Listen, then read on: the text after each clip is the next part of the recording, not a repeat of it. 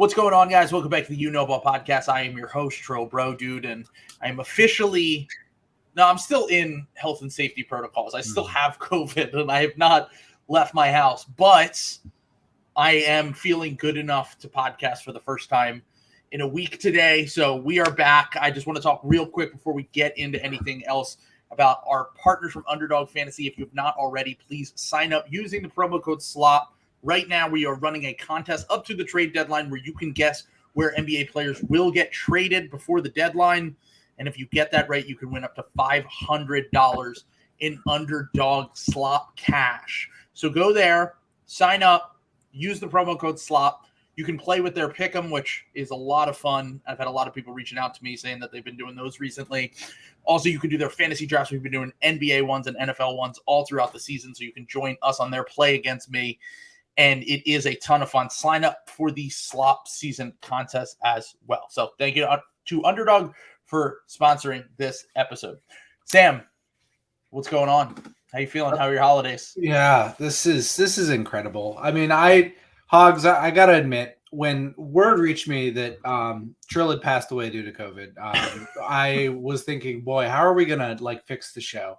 So I got on some of the AI scripts. I, plugged in some keywords, Underdog, Tyrese Maxey, Slop, and it generated this deep fake Trill you see beside me. It's like he's still here. It's really incredible. So, technology is something else. So, I'm just going to come out and say it. I support AI wholeheartedly. Nothing can go wrong. Artists, you've been bye-bye. I've looked at the art. Their art's better. Sorry. It's true. It's not good. We don't need you anymore. The art's better now. So I'm taking the side of the AI and the AI versus artists, as proved by my new AI Trill. Yeah. Well, let's see if it's working. So far, so good. So here's the thing. Here's my thing. I will say, it sounds like I had a better holiday than you, so this is delightful. I did have both of our teams were victorious on Christmas, so that's a delightful treat for both of us. Especially Sixers were kind of victorious. Look, moral losses don't count. You can't. They won, but we'll get to why they might have lost in the long run. But right. I meant moral losses as in the opposite of a moral victory. What would you call that? An immoral victory. Immoral victory. Yes. A scandalous victory. Salacious in its details. So obviously, the Sixers beat the Knicks on Christmas Day. Everything leading up to that day seemed fine with the Sixers. Then Woj comes out the morning of Christmas like a fucking just a little dirty rat that he gremlin. is. He's a gremlin. Absolute gremlin. Waking up on Christmas morning. Yes, Goblin mode is about Woj. Goblin mode is Woj. By the way, 3 days ago, he tweeted something at 3 a.m, and I was like, "Oh my god!" News drop. I woke up and I was like, "Oh, 2 hours ago, Woj tweeted some crazy trade happened in the middle of the night," and it was him tweeting out a McMahon stories. I was like, "I hate you! I hate you! You horrible little goblin!" You know the power you have. First off, we all have the notifications on, especially during slop season, which started 2 weeks ago. Mm-hmm. And you're using your power to push clearly fake stories, obviously. James Harden would never want to leave his team in the middle of the season. He took less money. Yeah. Why would he leave? Yeah, well, it defeats the purpose. Why would James Harden ever want to leave a team? There's no historical precedent of James Harden being unhappy somewhere and leaving for another team. This is ridiculous. So the little rat mode morning happens on Christmas. We're all like, you have to be fucking kidding me that he would release this. Now, some people have their tinfoil hats on. I'm not part of this group, but it certainly doesn't hurt that the Sixers and the Knicks were the leadoff game on ESPN. And look, I can tell you from someone who has a podcast, the numbers are much better when you talk about trade stuff. The numbers are much better when you talk about free agency stuff. Mm-hmm. So them leading with that report into the games certainly put some more eyeballs on it. I don't think that's not necessarily like the reason why this report came out, but it definitely didn't hurt. I'll leave it at that. I don't really think that it was like they specifically timed it right before the game so everyone watched to say, oh, maybe Harden's going to mail it in or whatever. No, it was the complete opposite. Harden had an amazing game. He played great down the stretch. He's been really, really great for the team, especially since coming back from the injury. The Sixers have been like, I don't know if this is still the case, but as of Christmas, they were top 5 in offense and defense since Harden's return. They had been playing fantastically together as a unit. And this whole thing has made me a little concerned, because when McMahon said it, and we talked about it last time on the Patreon episode, I kind of brushed it off because I was more like, whatever, we'll get to that when we get to that. Like, I'm not really going to worry about it. But Woj having it come out is a bit more than just like a little rumor, right? Mm-hmm. Like there's a reason, whether it's from Houston or Harden's camp or someone wanted this out there, and they leaked it to Woj, they sent it to him, and him reporting on this in the middle of the Sixers winning streak, in the middle of all of seemingly good vibes, is the only thing that I'm really concerned about. Because I said on the last episode, I'm not even sure if I'd want to pay Harden this deep into his career. Mm-hmm. But if he plays like the James Harden as of the last 2 to 3 weeks, I'd be fine with it. Like, I think that it's possible we could look at a world where he ages similarly to Chris Paul, where like he's maybe not the best player on a team, but he's certainly a huge part of the reason why that team has success. And he is able to play until he's 37. And, you know, maybe the next 3 or 4 years, he's still looking like an all-star. And that's a player worth paying when the cap goes up, when you have a little bit more flexibility, when Tobias Harris moves on and all of that. But for now, it's like, I can't understand why I don't think this came from Harden, because like, why would Harden leak this in the middle of the winning streak? Like, if he wanted to apply pressure on the front office to get a max extension after the season, he could just do it literally the day after the playoffs and have the same exact effect. If anything, maybe a little more, because it's closer to the time period. It's a smaller amount of time and you have pressure on the front office. Now they have 6 months really to think about it. Yeah. Because I had to learn like a very hard lesson about like national reporting, because I feel like when it's your team, there is sort of a inclination to be like, I would have heard that, like, why national guys wouldn't have this first. I would have heard about this from the local guys first. This happened with the Kyrie Irving shit. Yeah. Like I remember like coming off like the hospital Celtics year, like when everything was good, like everyone was saying, and this was after he had like told everyone, he told the whole Garden, and I don't know if I'm coming back. I'm coming back. Yeah. If you guys will have me, I'm coming back. And then Horford's in the background and he's like this. Yeah, little did he know he wasn't going to be there either. Yeah, he was. I mean, I think that was when Horford decided he was leaving. I think if Horford knew Kyrie wasn't going to come back, because Horford was the first one to bail. Sure. Yeah, like I think he was just fed up with all that shit. But I think that there is an inclination to be like, calls coming from outside the house. You know, like it's you know, and I think that Woj is tricky because he never like invents something out of whenever he reports something, it's real enough. You know what I'm saying? There is enough. It might be run through a couple mirrors. It might be like a little funhouse mirrory to like expand or contract some of that stuff. You can usually tell who's scratching Woj's back, like in reports, like Sean Marks. Like, yeah, exactly. You like. All of a sudden there'll be a line about how like a guy was like a 2-time All-Star, but that happened in like 2013. You know, like you know, when you read a Woj story, you can kind of usually like tell who it's coming from. I think it's interesting. I'm with you that I don't really know what to make of this, because the rumor is Houston is so baffling to me. I like, because that doesn't make sense from a basketball perspective. That's literally like, I just want to hang out. I've been there before.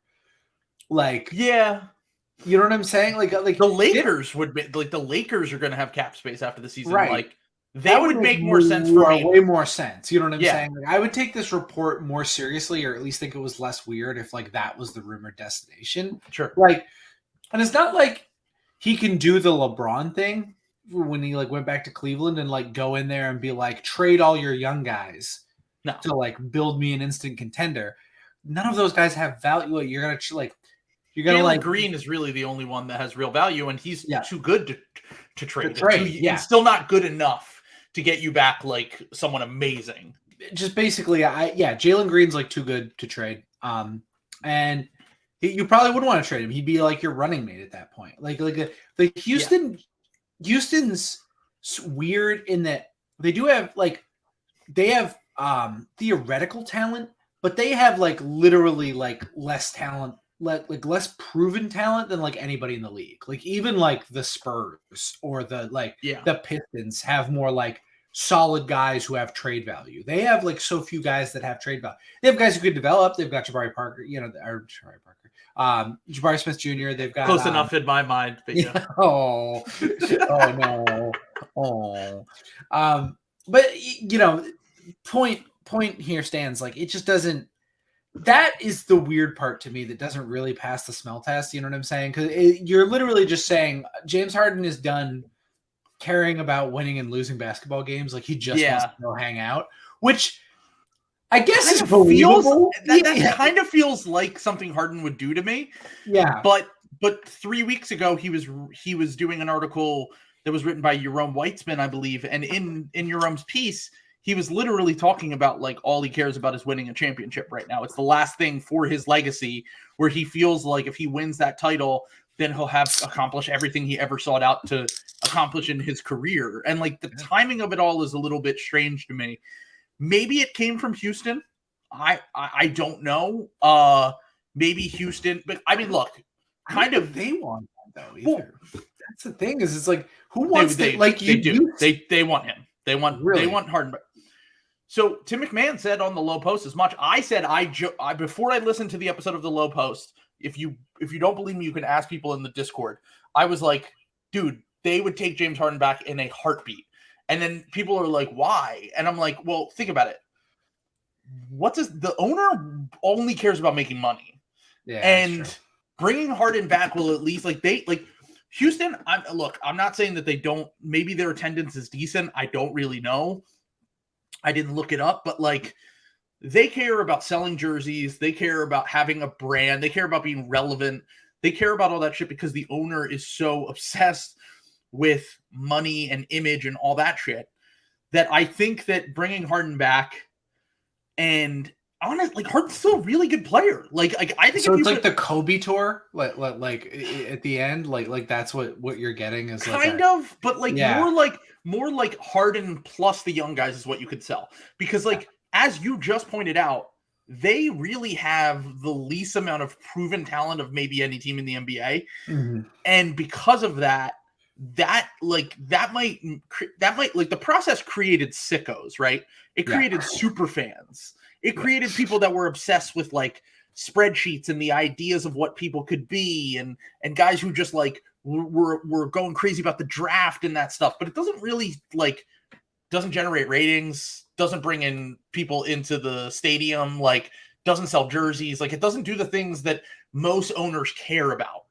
Bringing Harden back would do all those things. And then on top of that, you can pitch it as Harden plus the young guys. Because honestly, how many wins do you guys played them last night? I think they have 13 wins on the season. Yes, they have 10. Okay, so they're 10-24 right now. Yes, if you put Harden on the Rockets, they would have 5. I mean, he did get hurt this year, so it's kind of hard to say. But if he were healthy, probably win 15 games or something. They'd probably have 15 to 20 wins. And that's a respectable mark for a young team that's not going to have their picks after next year. And that's the major thing. And McMahon brought that up. He's like, they'd welcome back with open arms because unless they're really bad again, which at that point, this front office is probably gone if they're really bad again. Yeah. So if that's the case, then they don't have their pick because it's top 4 protected going to Oklahoma City from the Russell Westbrook trade. So that's hard. So fucked. I know. Oh my God. It's really bad. And so with that being the case, it's kind of time for them to start competing no matter what. So, as much as Harden might, you could almost look at it as like what the Suns did. I don't even know if they have as much talent as the Suns, and they weren't quite ready to win in the same way that the Suns were a few years ago when they got Chris Paul. But you could kind of look at it as the same way. You get a guy who's later in his career that can play the point guard position, that can facilitate, that can score, that can do all the things that you want to do. I personally think that like if they get a guy, like if they get a top 3 pick in the next draft, and you get let's just say they get Scooter Wemby. There's no Wemby. It's more like Harden's going to want to go there because I'm not even joking. Harden and Wemby could be good enough to like compete for a title next year. Like I really think Wemby's going to be that good right away. He's going to be absurd. Yeah, it's going to be like Luka his rookie season, but better. Like so. If that's the case, you can hit the ground running. Like that's the only scenario in which I think it might be actually appealing to him. If they get Scoot Henderson, I like Scoot a lot, and like I like the Thompson twins, and I like those guys, but like I think they're going to take a little bit longer, and also like then you're getting to the point where it's super crowded with guards. If you get what I was going to say, Scoot like especially is a tough fit for him on like that squad. So it really comes down to where they land in the draft, who they get in the draft, and whether that's going to be an appealing destination. I joked that I was like literally one cold spell in the Northeast, and Harden's leaking to Woj, like, get me the fuck out of here. Because a year ago when he left New York, one of the issues he said was the cold. And I was like, well, then don't come to Philadelphia. It's going to be the same exact problem. But it's south. It's south. Yes. You're going to the deep south of Philadelphia. Yeah. The tropical climes of the Delaware River. I'm in deep South Philly right now, actually. But yeah, long story short, like I'm not sure I believe it. From Houston's perspective, they would definitely do it. Whether it's the right decision or not, they would do it, which matters. And then on top of that, I personally think that like Harden's from California. They also have warm weather. And yes, maybe the taxes and shit, like he has so much money. There's no way that he can really care that much about the taxes. Like if LeBron and Anthony Davis went to him and they were like, look, we can win a title next year. You can come home to California where you're from.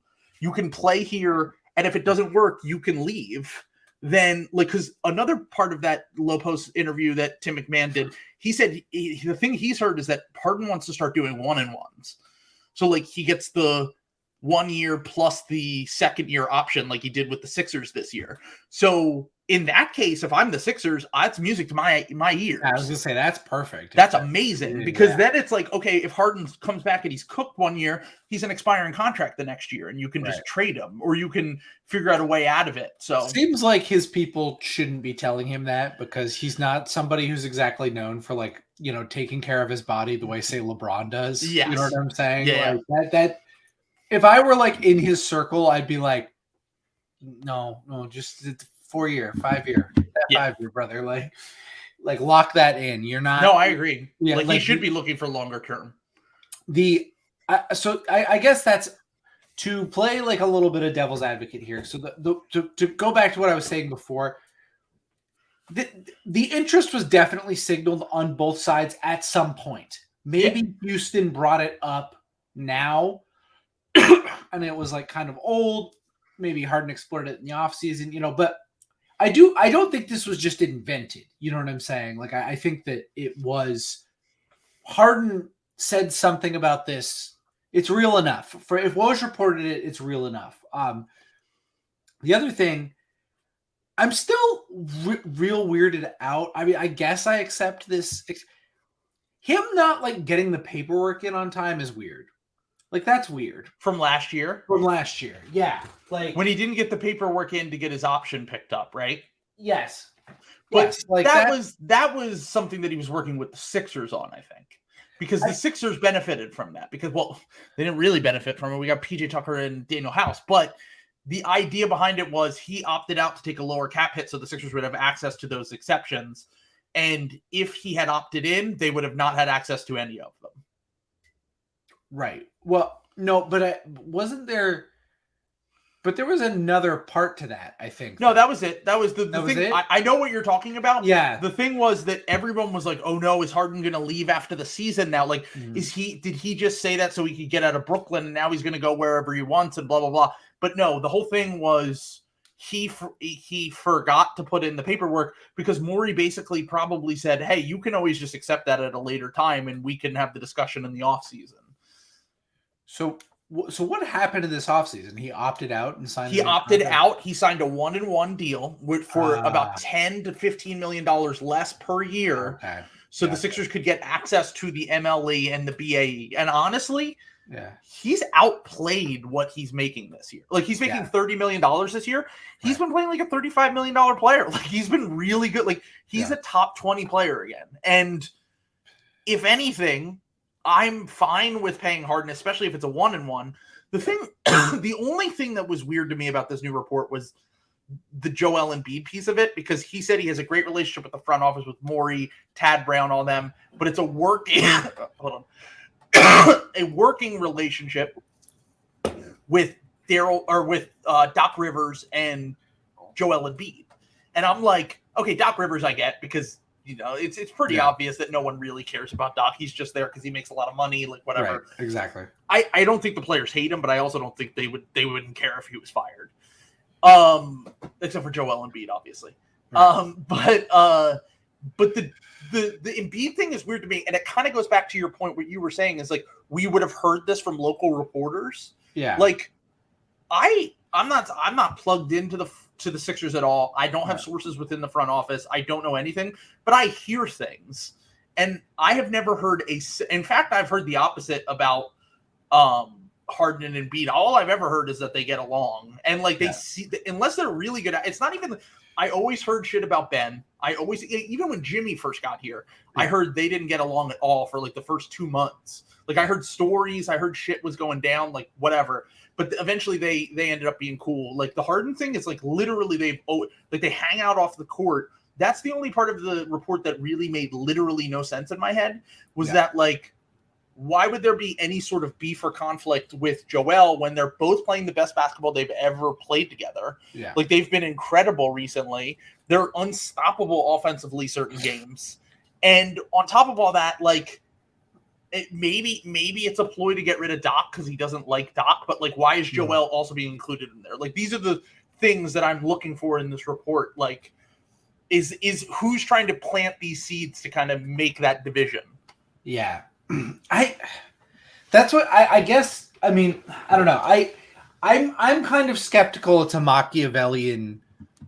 I don't know what it is, but I'm skeptical it's Ibaka because that's how I felt about the Kyrie thing. I was like, this is the Knicks trying to get him out the door. Like, like I was like, this is like, it's made up. It's Fugazi, and I really felt, I mean, given I was a lot less plugged in then than I am now. Like I didn't have like people who would know I could like talk to off the record and like hear shit the way I do now. Like, so maybe if I had talked to local, if I knew more local reporters then they would have told me off the record. But I was like I felt really like caught flat-footed that like no local reporters had done anything. Like they had intoned darkly, like or like hit it in pieces. But like you can't really, I guess that's what I'm learning is like, if you're local media, you kind of have to play ball or else you're like fucked. You like can't do your access job. Shit. Yeah, So you kind of have to play ball. That's why again,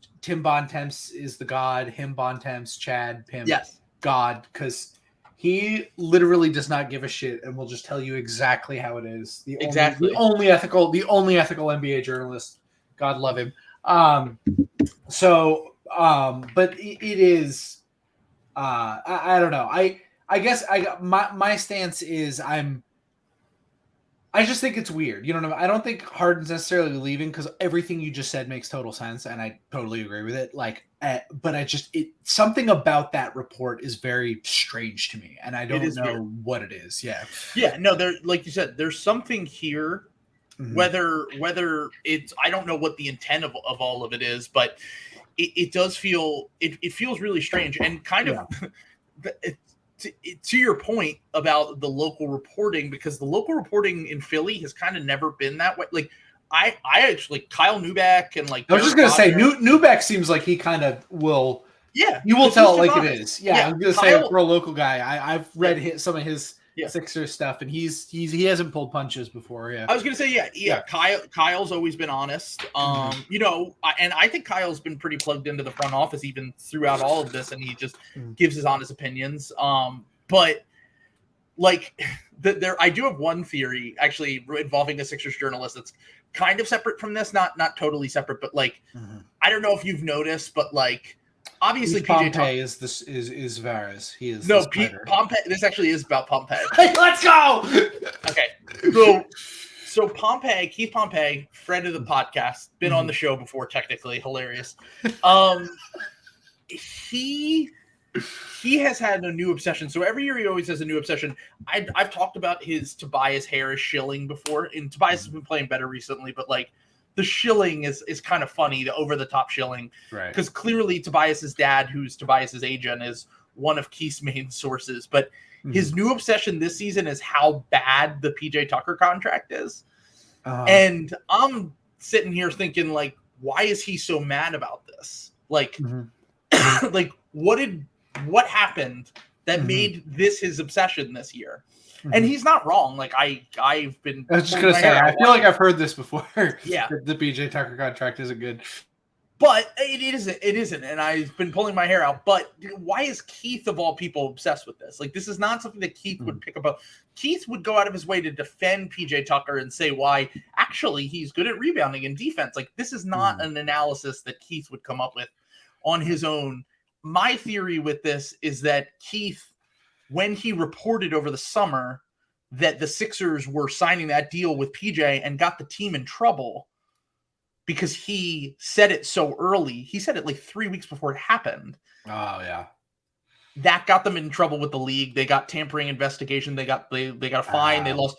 And Keith has literally – my theory is that the team has shut Keith out because of this. They're just leaving too him. Early. Second round picks. You can't. It's more the fact that it's like, why did you put this out there in the first place to get us in any sort of shit? Because like, if there was more to this, and like Harden was the one that was caught, there could have been an actual real punishment if the Harden stuff came to be true. But apparently, that stuff they found no evidence. But like all of a sudden, Keith's just obsessed with how bad he wrote an article the other day. How bad is this compared to when they signed Al Horford to that contract? Oh my God, PJ Tucker's contract is da-da-da. He's going to be 40 when he makes this much. And I'm like, this is something I do. This is not something Keith Pompey does. That's my point through all this. Yeah. So, but it goes back to the point of the access journalism thing is like, if you get on a team's bad side, they're just going to cut you off. And like, like a lot of you have nowhere else to go. Yeah. Exactly. Well, you're going to go to the library. Like, what do you like? Yeah. And local reporters are just going to back up. A lot of local reporters, I'm not saying all of them, but a lot of local reporters are just going to kind of say they're going to toe the company line. They're going to, say what needs to be said on behalf of the organization so that they can still get access because they need to do their fucking jobs. Exactly. Yeah. So yes. So that's that on the. I mean, once again, Harden's been playing great. Everyone was freaking out after the Wizards lost last night, and I could not give a fuck less about it. They shot like shit from the field. It was a weird game. Embiid played terrible down the stretch in a way that he hasn't down the stretch in big games recently. They just came off 2 emotional wins, one on Christmas Day against a scrappy Knicks team. I wouldn't go as far to say as they're good, but they're a play-in team. Like they're in that range. And then they had their best win of the season against the Clippers at home on Friday before that. I'm not really worried about the Sixers. In fact, I'm feeling more optimistic and positive about it. Really all just comes down to how James Harden looks to me because Harden coming back and being a top 20 player again is what changes the fortunes of the Sixers in the long run because they just look like a totally different team when he plays this way. God dang. I still have COVID, folks. This is incredible. The AI knew that how he coughed. They knew that if he said anything positive about the Sixers, he would immediately die. His body would reject it. His body's rejecting it. Oh my God. But but yeah, so good positive feelings about the Sixers. I feel like they're kind of finding their groove. The top of the East right now is like, to me, and we'll talk about one or two of these teams later, but to me, the top of the East is very clearly the top 5 teams right now. And then there's a massive drop off. Like, I can't see anyone outside of those top 5 teams winning the East. I can't see any of those top 5 teams, honestly, even winning a playoff series. So I think it's. No, but you mean the West, right? What's that? You mean the West. Can't 5 teams in the West winning a playoff series. No. I'm saying 5 teams outside of the top 5. Oh, I don't outside see of the top 5. I see. Like, I don't see anyone but the Cavs, Sixers, Celtics, Bucks, and Nets winning a playoff series this year, unless there's some sort of injury or weird thing that happens between now and the playoffs, or if there's a major trade like that could shake things up. But like, for now, those, to me, that's clearly the class of the East, and I think the Sixers at least need to be involved in the conversation in a way I didn't feel until they got some quality wins under their belt. Right. I was gonna say, I think that, you know, the new arrivers are the Nets and the Sixers. You know, the Nets especially. And yeah, I mean, I really think, I feel like Miami is gonna rat mode their way to this, and I still think to getting in the you know, getting in the 6th spot or 7 or something like that. And I'm not cutting bait. I know everything looks bad for the Hawks right now, but like, I still think the Hawks are extremely talented, and you just need to like win like 6 games in a row. Like you win 6 games in a row and everything changes. You know what I'm saying? Maybe it's trading John Collins like does that, but like the West is free. You know what I'm saying? We finally had an inversion. I've been saying it on this podcast. The Warriors got a free run to the finals, and they're goddamn it, they're going to do it again. They're 17-18 right now, and they're going to be in the finals again, and it's going to be incredible. But honestly, let's talk about the Hawks for a little bit, because the Hawks. This report comes out last week, literally right after we record. I go up to bed and I'm feeling like shit laying in bed. I think it was that night or the day after, I believe. No, it was that night. Yeah. It was that night. And it was just after we recorded. And I was like, great, I'm not going to be able to record about this now because I didn't know at the time I had COVID, but I was sick in bed. So I lay down, and long story short here is that Trae Young essentially is thought to be the next star that could ask out. Rival executives speculate, right? This was not really surprising at all to me, considering everything that has happened with the Hawks over the past 6 months or so. I think we did know about the Schlenk reshuffle, right? Yeah. Which is kind of the writing on the wall for this. We talked about it during the Patreon part of the last episode and how it could affect all this. Because we were basically like, look, if Zach and Bobby Marks are talking about it on the Low Post, there's going to be a report eventually. Like, there's going to be a journalist that comes out and says it. Chris Haynes is one of the more reputable journalists as far as insiders go. But it still is rival executives expect him to be the next one. So I guess I'm not really surprised, because the DeJounte trade seemed like it was pressure from Trae. The reports that came out not that long ago about him not getting along with another coach came out. And then there's the move for Schlenk last week. But what do you make of all this? Like, I don't think there's going to be anything in season. I don't think it would be way too drastic to trade a player that good in season when you're still trying to compete for the playoffs. But what do you make of the whole Trae Young thing? It just kind of seems like, I mean, maybe Trae is fussy. You know what I'm saying? I'm sure he can be a difficult player to play with, especially when he's missing shots. I mean, that's the thing that I can't get past, is Trae Young is not a 29% 3-point shooter or whatever the fuck he's shooting this year. Like, that's going to get fixed eventually. And with the volume of shots that he takes, like, that's 6 points a game. That is massive. I don't know. I've been through this with the Celtics. Like, when things are bad, they're bad. You know what I'm saying? And I don't think the Celtics have been in like some wars and some like weird shit. You know, they've been Jason Tatum and Jaylen Brown grew up around like Kyrie's first trip. You know what I'm saying? So they've like lived in like media circuses. His like first ayahuasca trip. Yeah, exactly. Like they've just been in like weird things like that their whole career. You know what I'm saying? So I don't think the Hawks guys are like necessarily like built for that. Like DeJounte Murray like came up in like the Spurs, who until very recently were like drama free, you know? So like this is I don't know. I'm not like cutting bait on the Hawks, you know what I'm saying? Like they're like what? They're like they're a half game behind the Knicks in sixth. For the 6th seed, right? Right now. Like and they still look like shit, you know what I'm saying? The Pacers, like I don't think the Pacers are better than them. Like maybe the Heat are better than them. I don't think the Raptors are better than them either. But they're clearly the team that I think still has something to show. And I still like if we went out at the end of the year and you told me like, oh, the Hawks got up to like 5, and like they got past like the Nets, like if KD like misses some time or something, like I wouldn't be shocked. Like you know what I'm saying? Like they're the one I'm still waiting on. I mean, when it's bad, it's bad. You know what I'm saying? There was Jaylen Brown reporting when the Celtics were bad. You know, like I think this is kind of what happened. Now I will say it is way different when it's your franchise star. That's like the big difference is like, but that's another reason I don't think Trae Young is getting traded. Because what is the value? There's no trade you could make the Hawks that is worth your time that would get him. You know what I'm saying? It's either got to be star for star or full blown rebuild. Like those are the two kind of trade stars that or star trades that are going to happen now. It's like, hey, Minnesota, Karl Anthony Towns. Like that's the kind of move that is like if the Hawks want to remain competitive and.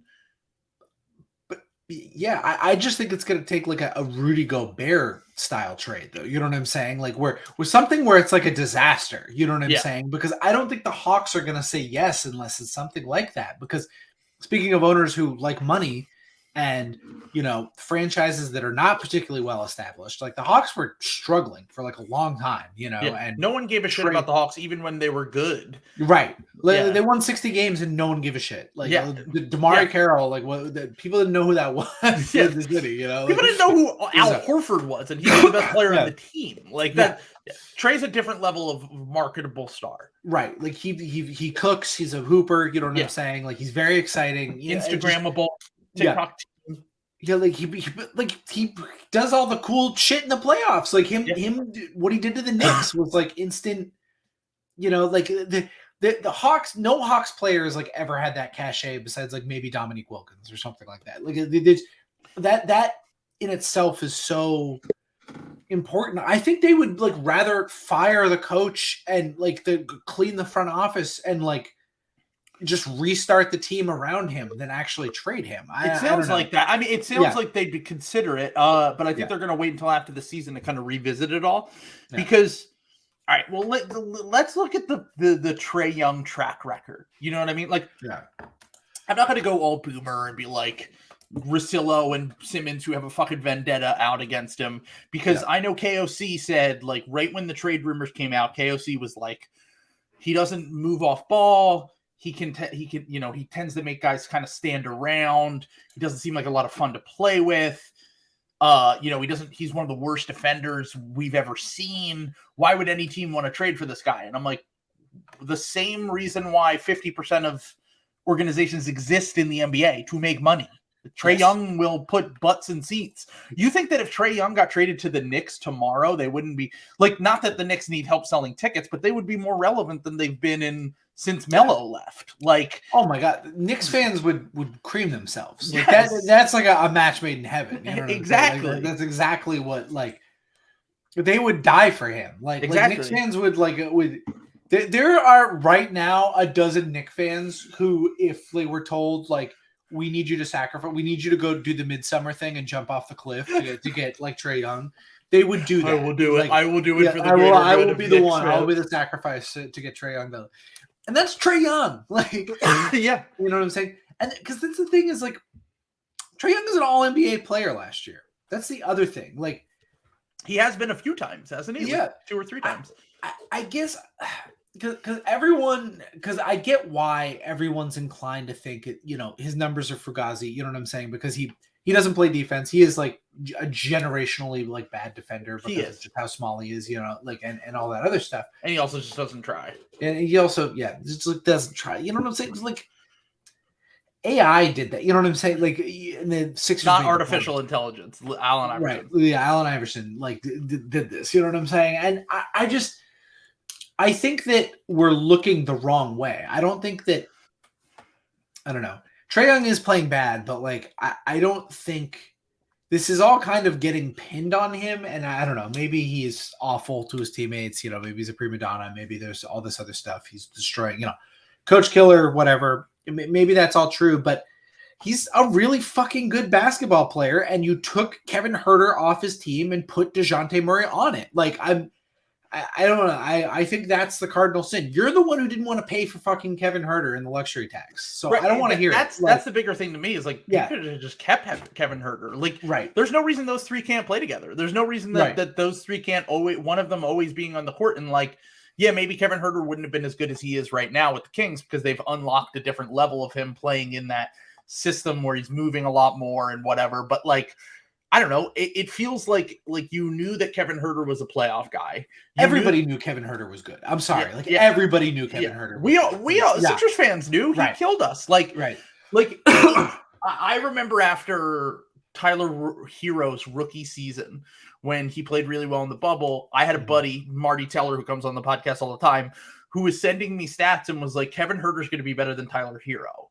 And he was like, look at these stats. He was like, I watched Kevin Huerter. Look at these stats. Like these numbers are better than Tyler Hero. And they're like basically the same age, similar archetype of player. And Huerter's bigger and a better defender. And I was like, he's a better defender. Yeah. So like, it was pretty obvious. And that was before the playoff run that Huerter was going to be a useful player. And it does feel bad, but just kind of going back to my last thing on like, there are like really like if you really broke it down, like there are like 15 players that matter in the NBA, maybe 20. Let's say let's be generous and say there's 20 players because there's so much talent right now. There are 20 players that really matter. Yeah. That if they get put on the trade market, it matters. That if they're on your team and they're the number one guy or the number two guy, it really matters. It changes your team. Yeah. Trae Young is one of them. I know people are down on him and there's all these issues, but like the shit that KOC said, that's contender brain shit. Like that's that's just like if your only goal of playing basketball at all is to win a title, then maybe you shouldn't trade for Trae Young because he has some fundamental issues with this game that are going to make it a little bit harder to build a championship level team. But you know who doesn't win the title every year? Every team in the NBA except for one. So most teams are going to build and not really care that much. And he's been to a conference finals. Yeah. Like, I know it might have been a little bit Fugazi, but like he's been the best player on a conference finals team.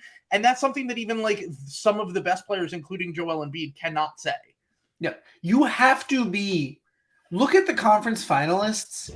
Like you have to have an All-NBA guy to like be in the conference finals over like the past 5 years. Like even Lucas was Fugazi and like he's fucking insane. What did he have last night? 60, 20, 17 or whatever the fuck it was. We didn't even talk about that. It was I watched the last 5 minutes of the game. He was ridiculous or less plus overtime, but absurd. But I just like, I don't know. I also don't really believe that you can't not win a title with fucking Trae Young on your team. Like, what is he that much? Is he that much more of an Achilles heel than fucking like Jamal Murray or like I don't know, like pick any guy, like any team that's won. Anthony Simons, like Jordan Poole. How about that? Like you know, like honestly, like, and I get that he like doesn't start, but like. I just don't think that. I think we like pick and choose, like when that matters. I think you can win a title with Trae Young. Like if you put Trae Young with Giannis, yes, you could win a fucking title. That's probably true. You know, if you put him with Embiid, you could probably win a fucking title. Like, or at least get to the finals. Like, Like it's not about. It's not about.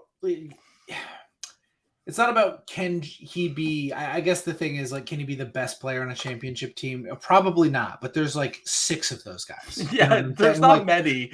Like we're not like Jason Tatum hasn't proved that yet, and he's like a fucking MVP candidate. You know what I'm saying? Like, how many has there been in the last 5 years?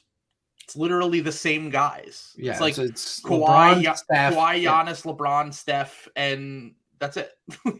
Well, and Giannis has like only done it once. You know what I'm saying? Yeah. Like, we're real. Like you do Kawhi, and then like if you just do Duncan and Shaq, you can like expand that way further. Yeah, even with Kobe, like maybe like, one or two aberrations of like the Detroit Pistons who were. I was gonna say you're gonna get like Chauncey Billups in there, and then like, and that would never happen now. Yeah, that would just like that wouldn't happen. Yeah, no, the closest we ever got to that was the Miami Heat in the bubble, because it's not to take nothing away from Jimmy, who I think is a top 12 player in the same way that Chauncey was at that point, probably. Right. But it's to say that like you didn't have one of those guys and you won a title or almost won a title. Like it's extremely, extremely rare. And I still just think like if Trae Young, if we get a Woj tweet right now saying Trae Young's getting traded, there would be 10 teams that would be immediately putting together packages. Like there would be the Orlando Magic, the Houston Rockets, the teams that are kind of, and maybe Orlando has a little bit more patience because they have their young core, but like those kind of teams is my point here, is like the teams that like are trying to remain relevant, be relevant, put butts in seats, move tickets. Even the Minnesotas, like the teams that are always trying to stay on the radar, and they're fighting for their lives because there's so much good talent in the league now that it's hard to compete. You know whose team would trade him for Trae Young?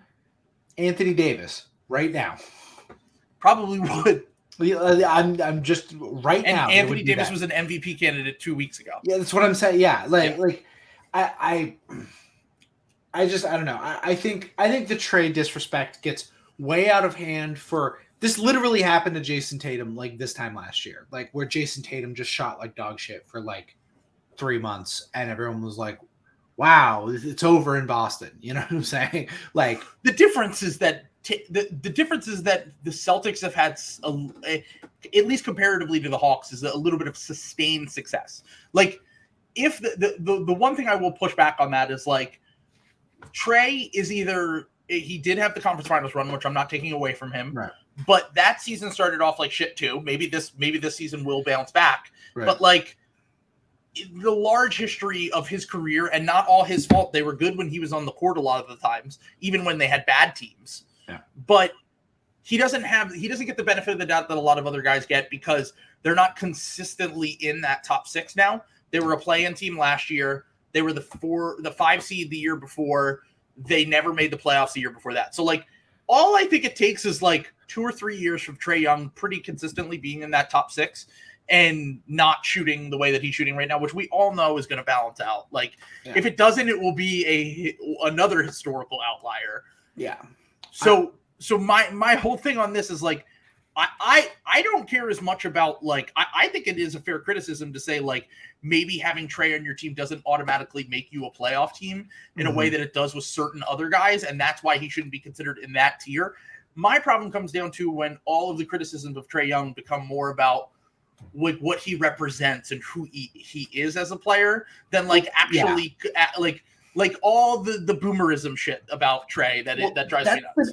That's the thing that drives me like fucking insane about sports writing. You know what I'm saying? Is like when you start doing the Woodward shit, like you think you're telling a story or something like that, and it's like, and some people can do this. There are like 2 or 3 like real like NBA like storytellers. There are 2 or 3 real journalists. You know, Tim Bontemps.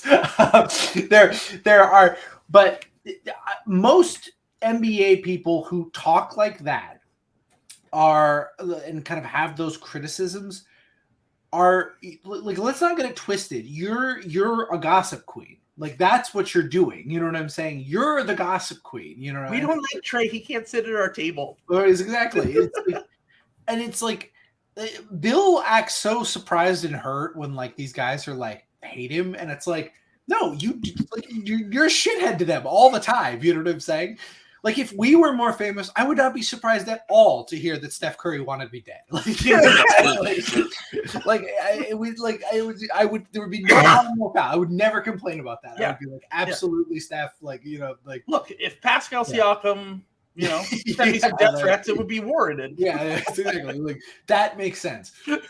I just it smacks of boomerism. It also smacks of. I mean, the thing that's frustrating about this is there is something to be said for like guys liking each other, but I also That's think true. That is true. Right, but I do think that it's often like appropriated and like that guys liking each other is kind of appropriated and grafted onto like all of the traditional virtues of sports. Hard worker, puts his head down, says all that. Which is so funny about to say that about Trae Young, who's 5'11" and one of the 20 best basketball players on the earth. Yes. Probably, if not the most skilled NBA player up there. He's got to be top 5 or 10. Yeah. I would honestly put him like top 3. I can't even really think of like maybe Chris Paul and like I don't even know who else. No. I would say Trae. At this point, Trae is more. I mean, yeah. I'm just saying, like, I'm just thinking, like, who's a more skilled, like, NBA player? You know what I'm saying? Who would Ball Don't Stop thinking of that? Who's like, yeah. I mean, like I guess Jokic, Kyrie, Jokic. No, he likes Jokic now. So he's welcome to the family. So you got the BDS stamp, so Jokic, which is the only thing that matters. Yeah, so I'm saying we are a Ball Don't Stop. Look, I know he's a Toronto guy, but Ball Don't Stop, I think he's been falling off a little bit recently. He did a little Pascal Siakam hyping up, and I was like, "You're losing your fastball." Yeah, I was saying, you've got to tell someone. Like Siakam's a really good player, and like we all agree and admit that. But Scotty Barnes is low hanging fruit for him. How has he not had a Scotty Barnes? Actually, that's a good point. Yeah. But I guess just. The Trae thing drives me crazy. I don't know. I mean, maybe it'll come out that like I don't know, like Trae was like fucking somebody's like girlfriend or something.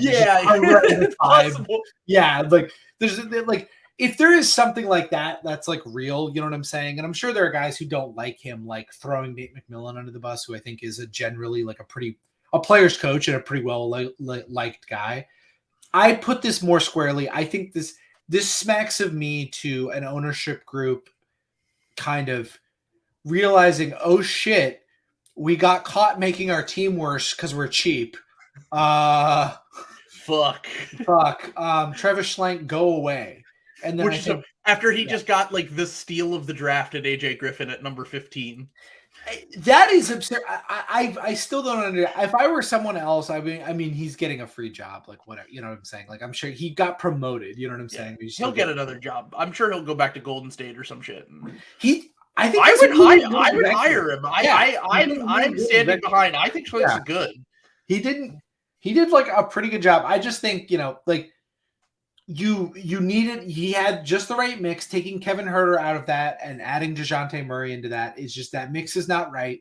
I think trading John Collins could be a pretty easy way to like fix a lot of that. Trade John Collins for shooting, and this team's going to be a lot better. That's kind of what, and like, it's not to say that Collins isn't a good player. It's to say that they're desperate for shooters. It just doesn't fit. Yeah. If you got like Jay Crowder and Malik Beasley back for Jay Crowder, like there was some deal that was for John Collins. There was some deal that was thrown out there. It was like John Collins, and then they get like Jay Crowder and something else, and Malik Beasley goes to the Suns and all this shit. Like there are trades out there that they could make before the deadline that I think would put them pretty solidly in that top 6. I know Brunson didn't play last night, but I don't believe in that Knicks team, and it's not his fault. He's been very good. And honestly, so is Randall. Randall fucking killed us in that first half on Christmas, and he's back, baby. He's been much better. He's been much, much better. Although PJ Tucker is. I had people tweeting at me. So some guy tweeted at me. I was so confused. He tweeted at me and was like, the reason why PJ Tucker struggled with Julius Randle is because Julius Randle's a 3 and he can't guard 3s. And I'm like, that rules. Julius Randle is like the only player in the most floor player of all time. He is the most non-floor spacing 4 there's ever been. Yeah, like, he played the 4 in college. Like he didn't even like he was a big coming out and played the 4. And I just thought it was funny. I was like, it was just a very funny criticism of why he didn't work. But the Knicks, I don't really believe it. I could see just based on like kind of like this defensive minded continuity that they've had recently with like Grimes playing and McBride playing more and Brunson and everyone kind of finding their role on the team. Maybe they can get they can hang on to that 6th seed, but I do think that ultimately the teams below them, the Miamis, the Atlantas, even Toronto, like I think it's closer with Toronto, but I still kind of think that like if Toronto were to go in the opposite direction, like what you suggested on the episode when we talked about them, like I still think there's a world where they could catch up to the Knicks. So like they're like Golden State. They just need like 2 rotation players. Yeah. Like that Nick Nurse trusts, you know what I'm saying? Like, and I think they would not be good. They would still get absolutely smoked by one of the 5 teams you alluded to. Right. They don't have a chance. Is in the cards. It's like, and that's the thing is like, if you're Atlanta, I mean, they're going to revisit this in the offseason. Like they're not going to make any panic moves now, as I said before. I think that after the season is over though, I'm going to put it like, we got to wait to see what happens with the Harden thing, because Harden's just unpredictable and you never know what's going to happen. But like, to me, the 3 guys, and I know people are going to get mad at me for saying this, but like the 3 guys that are real stars that actually matter, that I'm keeping my eye on, other than like the guys that we've been talking about forever. Like there are certain guys we've been talking about forever. Like fucking, even like DeMar and Zach, we've been talking about forever. But like Karl-Anthony Towns, Trae Young, and Joel Embiid. And it's not to say that Joel's going to ask out after the season. It's to say we need to see what happens with this iterations of the Sixers, whether they can win 2 playoff series, really. What happens with Harden and stuff like that. But like Trae's pretty high up on my list. Jimmy Butler might be just outside of that. The only reason I think that Jimmy wouldn't ask for a trade is because I think that he might have too much pride. I know that sounds ridiculous, but like he really built his whole thing on like being the guy in Miami. Yeah. And that's the reason why also guys like Trae and Joel, like they'd at least have a reason to ask out, in my opinion. Like I think that like with how everything is gone, with the level of success that they want to see for themselves, I would understand why they would ask out from their organizations. But Trae's definitely moving his way slowly up that list. Like, I don't think he's going to be a guy that just bites his lip and plays like a happy soldier. Like he's not, that's not his personality. Like he's probably going to force his way out of there, if anything, if it's not going well. So I don't know. I would not trade him if I were the Hawks. You know what I'm saying? I would not trade him if I'm any team unless I'm getting an upgrade, basically. I also look at it like, even if I'm blowing it up in Atlanta, like we had 2 years of like things to look forward to. Really just those like 2, like really like the Eastern Conference Finals until now. Like what do we look forward to? It's like, unless you want to go full process, which is kind of how they got to this point anyway.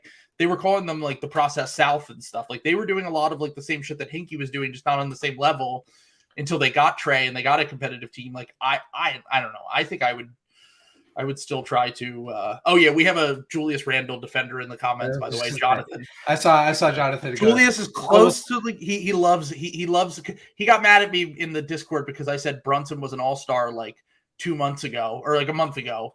Maybe a little over, and he's a big Julius guy. I do think. Look, You've been more. We got a lot of shit for talking about Julius and Tobias in positive ways. I just, when I say floor spacer, I just mean that like he's a hub. Like that's what I mean by his time. I understand that he can shoot threes. I just more mean that Julius, if Julius is on your team, the offense is running through him. Is a lot of the time. A lot of the time. So that's all I mean by that. Okay. I don't know. I'm not giving up on the Hawks this season. I stick by my I think I hit the over on the preseason, and I still have a lot of reason to think they're going to be on the over. You know what I'm saying? I think a lot of people weren't. I don't want to pat myself on the back, but I want to say I was mostly right, because I think people were not ready for how good the East was, and we're like putting all of these teams in the mix. And I just don't think Miami can do the rat mode thing anymore unless they make a trade. That's like the big thing, is they're the ones who have a draft pick, so they can do some of this stuff. So I don't think they're going to do it in the middle of the season, but right now the Hawks are in the 9 seed. I had them in the 7 seed coming into the season. I feel like they're going to settle in that range. Yeah. Like I think the Pacers are starting to. No. I think their ceiling is the 6 seed right now. Maybe the 5 seed if they go on a little bit of a run, but I'm going to say 6. There you. I'm going to say 6. And I'm going to say their floor is where they're at right now, 9. I don't see them slipping below that. But if you told me the Hawks beat whoever they play, if it's not like the Bucks or Celtics, if you just told me they beat whoever they play, Sixers, Nets, or the Cavs, or something, like if you just told me they, honestly, you know what? I'm going to take that back about the Bucks. To be honest, you told me they didn't play. We're talking about the Bucks. Just in 1 second, I need to run and grab some water because I've been coughing like crazy. But when I get back, we're going to talk about the Bucks and what happened. Okay, so the Bucks. We're going to talk about 2 teams that struggled on Christmas Day and honestly have struggled a lot recently. But let's talk about the Bucks first because the Bucks were a team, I guess, my perception of the Bucks coming into the season and the beginning of this year, I got shit from Nihilist Bucks a lot because I've been lower on them than I think the consensus media is.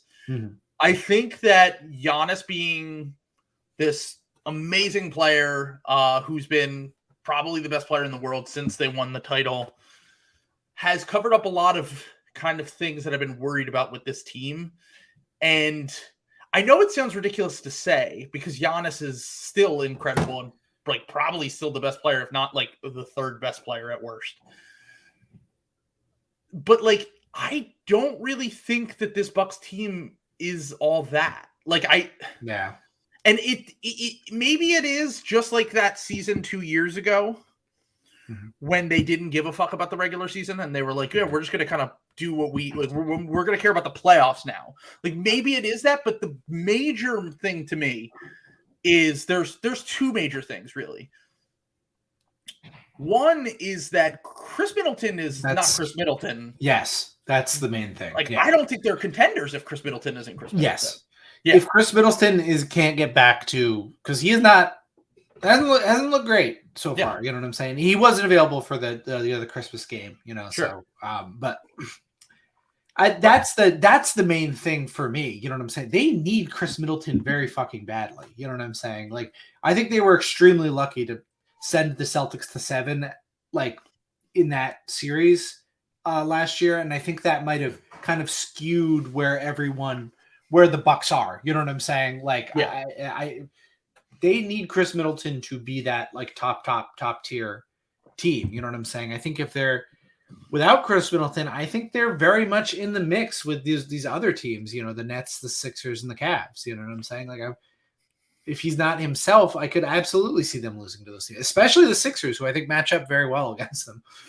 Yeah. So the big thing for me is like the Bucks have never thrived in the half court with their offense. Like they've always been built on transition offense and insane giving up threes. Playoff. Yeah. And giving up threes. Giving up threes. Yes. Yeah. And insane, which apparently they're not doing as much this year, but insane playoff defense. And maybe that is, and honestly, my takeaway from that game, and I know that you were defending Grayson Allen a little bit, and it wasn't to say that Grayson Allen isn't a solid, good rotation player, because I think he is. Like, I actually think he's like a totally fine player against the majority of teams. But my whole thing is when the Bucks go against the Celtics, I want to see them try. Like, I think that the Celtics kind of are a unique animal in that I want to see teams kind of try to do what the Raptors do, what the Heat do, where they just throw all of the preconceptions about what it takes to beat a team, and they just throw it out the fucking window, and they say, let's get down and dirty. Let's be up and ball. We're gonna put a ton of pressure on the ball. We're going to try to turn the ball over. Yep. We're going to try to get out running. We're going to try to win the possession battle, crash the boards, do whatever. And it's not to say that the Bucks, the Bucks are capable of doing that. They've had a lot of success doing that. But putting Grayson Allen in there tells me that like you think like, oh, we need this balance of offense and defense. And I'm like, no. To beat the Celtics, I think you literally just need to throw all rat mode guys out there. Yes. All guys like Beauchamp. Like there's no reason why Beauchamp shouldn't have gotten real minutes in that game. Even Javon Carter, who he's not a great offensive player, but so that's the guy I was gonna say. Like I'm still so surprised. Javon Carter has done pretty well, like in Celtics series, like as a on-ball defender. You know what I'm saying? And there was a lot of things weird. I get that Chris wasn't out there, but I thought it was weird that they gave the primary Jason Tatum assignment to Drew Holiday. I get that he's the point of attack guy, but like, and I guess that maybe that is them trying to go rat mode because like Drew's probably their best steals guy they have at that point. So trying to like get Tatum, but like do that to Jaylen Brown. Like, you know what I'm saying? I think you're going to have like better luck there, or trying to jump passing lanes. You know what I'm saying? Like that's how you like get the Celtics is, you know, you turn them over, get out in transition, like, close off passing lanes in weird ways while Jaylen Brown's in the air. So he's like just throwing it and then you can get the, you know, out in transition. I just don't, they're just not dynamic enough. You know what I'm saying? I guess that's the thing that's weird to me is it's like, it just seems like the Celtics can kind of like, especially without Chris Middleton, they just don't have the pop to hang with the Celtics. You know what I'm saying? Like their half-court offense is a disaster. Yeah. In a way that, like, I know that they've never thrived on that before, but like someone sent me this earlier, and there are two teams on here. The other team we'll talk about in a little bit, but like right now their half-court offensive rating is a 95. Oof. To put it in perspective, the Celtics have 100 at number one. The Celtics, or the Mavs actually have number one, but the Celtics are very close. The Mavs and the Celtics both have a 104.4. So they're scoring over 10, almost 10 more points per 100 possessions in the half court than the Bucks are this season. And then defensively, they're where they really have, you know, that's their bread and butter is their defense, right? Their half court defense is still good. It is very good. But the issue is that it's 94.5, which means they're only outscoring teams on a 0.5 points per 100 possessions in the half court. So when you get to the playoffs and those transition opportunities aren't there as much, those kind of things can really hurt you. And like, yeah, they lack the offensive pop, but like every time you want to put one of their offensive guys on the court, it's going to create a defensive issue. Bobby Portis has a lot of issues on defense. Grayson Allen has a lot of issues on defense. Joe Ingles, he's been a good defender in the past, but he's 34 and like, he held up. He played well. Yeah, he held up. I thought, like in that game. Yeah, he's 34 and he's coming off a torn ACL. Like that's a lot of pressure to put on a guy at that age. And Wes Matthews, another older guy. Like, I just don't think Bud's scheme works. Honestly, like I just don't think it's sustainable to just give the Celtics the looks they give them from three. You know what I'm saying? That showing hyper hedge. I mean, you have your personnel, you know what I'm saying? You've got Brook Lopez, you've got what you got to do, but I think they've got to try to play 5 out more often or something, or get, like, if Bobby Portis is not the answer, get a more mobile big who can kind of help a little bit when Giannis is the 5 or something like that, just because Celtics put 139 on them in regulation. Yeah. Like, and I like the Celtics, it's like the Celtics, you know, they shot 48%, which is, you know, that's pretty good. You know what I'm saying? That's 19 threes. That's obviously a lot, but like, that's not like, you know, the unsustainable. Celtics have been struggling recently. Yeah. And that's also like 3% like off their averages. You know what I'm saying? Because that's the thing is the Bucks thing is like giving like Isaac Okoro the 3, which is smart. Can't do that. Yeah, which is smart, but it doesn't work. When every player on the other team could shoot threes. Yes. Yes. Like, it didn't even hurt them when like Rob Williams was out there. You know what I'm saying? So like, it's just, you know, it's just impossible. You know what I'm saying? I still want to see what they look like with Chris Middleton. You know, I'd be going insane if I were a Bucks fan, like wait till he comes back, but I definitely think they need more pop. I really don't think Grayson Allen is the problem there. I don't think Grayson Allen is the problem, but I do think there are certain matchups that he can't play in, and Boston and Brooklyn are the two that I would be the most scared about playing in a playoff series. Yeah. And if that is the case, look, it's not their fault. They've actually been trying to trade Grayson Allen. Like they've been trying to trade him for Jay Crowder, who I think wouldn't really solve a ton of issues, but he's going to be at least be able to hit threes and stay on the court defensively in a way that Grayson Allen might not be able to. Obviously, Grayson's a much more capable shooter, but like apparently they have generated the third most wide open corner threes this year. They're just missing all of them. So like maybe these numbers don't look quite as bad when those threes start to fall. So there at least are some positives you could take that you could get like a positive regression to the mean, and it would really help in certain regards, and I think that any team with Giannis on it is going to be. But like, I'll be honest, I might get killed for this. I really don't think Giannis has been one of the best players in the NBA in the way that he has. But like, he is still the best player probably, or at worst, I said the third best player. But like on the season, if you're just telling me from these games, I don't think he's been one of the three best players. And like, if that is the case, I think that's going to prove to not be the case come playoff time. He took 5 threes in that game. So many fucking jumpers in a way that like he kind of has to when Middleton is out, because they really don't have anyone else to run like real offense through. And it becomes a lot of the times when those shots aren't falling for him, when he's shooting a lot of post-ups, a lot of fadeaways, all that shit, like his shooting numbers are horrible this year, dude. Like I think I might have brought it up on another episode, but like right now, like his shooting at the rim's fine. It's a little lower than his career average, but he's like the best finisher in the NBA, especially for someone that size. So he's shooting 69% at the rim. He's shooting 33% from midfield or from mid-range, which is actually up recently. He was shooting 28% last week, shooting 25% from three and 64% from the line. So like the Bucks need Middleton so badly, more so that Giannis can kind of just be Giannis. Like Giannis needs to be able to not have to be he doesn't have to be LeBron all the time, basically. Like he can fit into that role where he's doing both things, where he's cleaning up on the offensive glass, where he's setting screens and he's, like popping and playing as the lob man. Like he needs to be a guy who's put in a position to, get the ball at his spots. And then also occasionally he'll be able to do that, but he can't use all of his energy on that, especially when he's such an important player to their defense too. So overall, I'm not super concerned about the Bucks, but I think that it's like time to have the conversation where like maybe this is kind of backing up some of my priors that I had about the Bucks, which is that I thought that they weren't like they should be considered a contender due to the fact that they have the best player and they have a history of being contenders. But it's not to me like they're this surefire going to be in the Eastern Conference Finals if them and the Celtics both get the 1 and the 2 seed. Like I think that there's going to be, if anything, I don't think that's going to be the case. I think that another team's going to end up in that 2 seed, whether it's the Nets or the Sixers or the Cavs. And then on top of that, like I think that they are beatable in a way I didn't think that they would be before.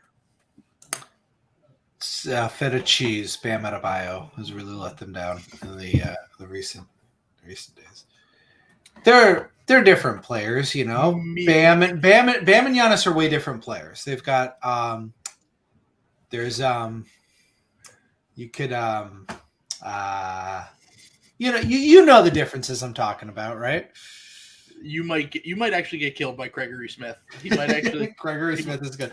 He's gonna show up to my door like Jesse when they has to kill the other guy who cooks meth to save Walt. Like just be crying and putting a bullet in me for. It's literally gonna be that GIF where he's.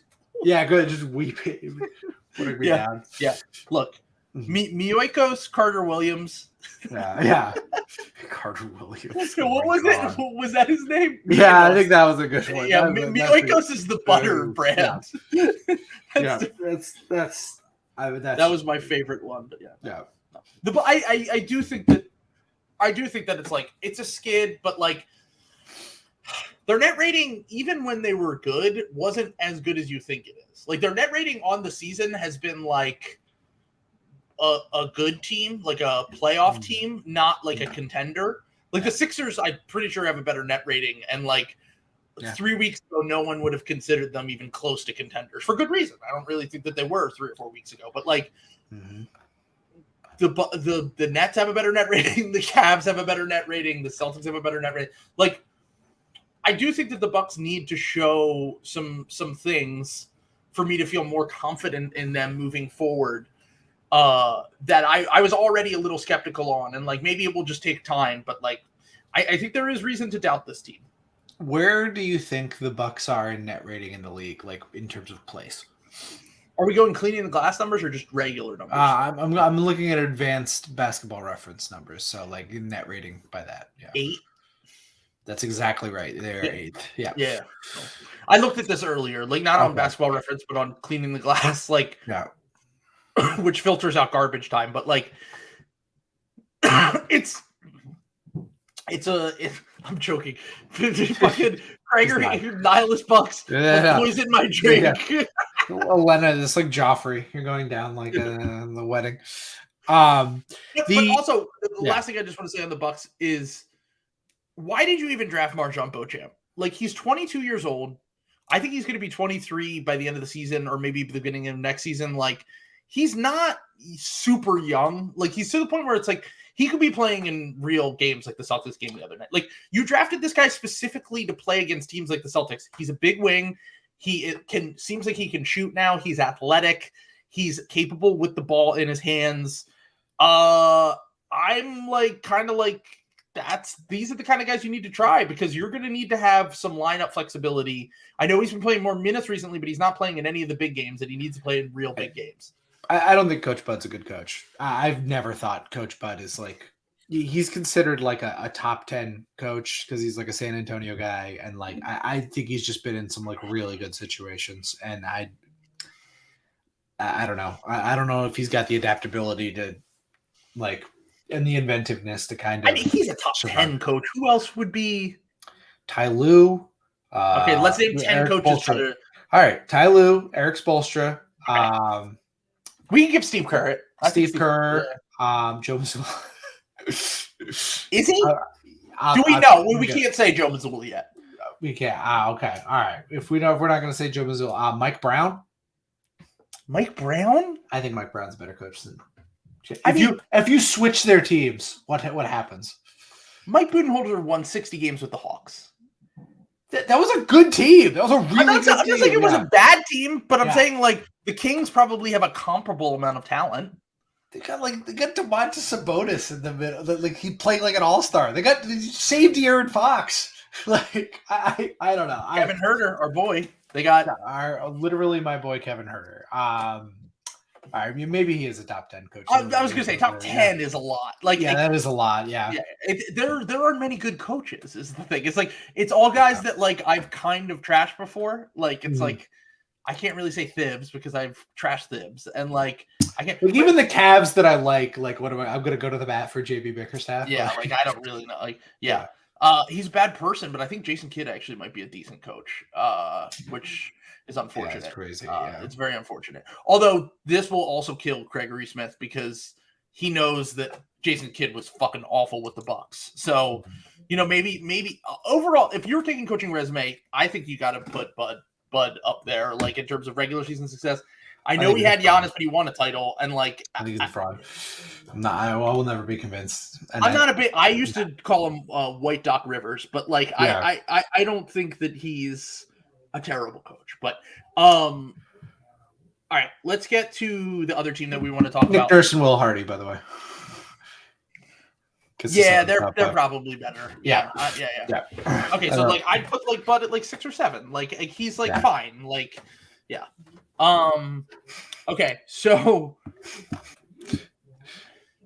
let's get to funny.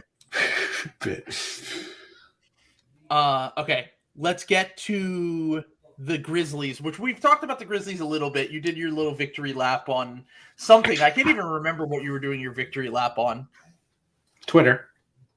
And probably the group chat. Yeah, you're doing a little dance over there. A little dance. Just doing my little dance. Bye-bye. Bye-bye. I was getting a lot of shit when they were number 1 in the West like 2 weeks ago, and it was like, all right, let's tone it down. The small bean drafting team. Yeah, they are the small bean drafting team. Everyone, I love everyone. I just got a ton of shit in the comments, like when it was like for Jared Jackson. Jared Jackson is better than Robert Williams. It's like, yeah, he plays 6 minutes a game because he's like fouling once every 2 minutes. Yeah, and Robert Williams is always reliable, always out on the court. That's true.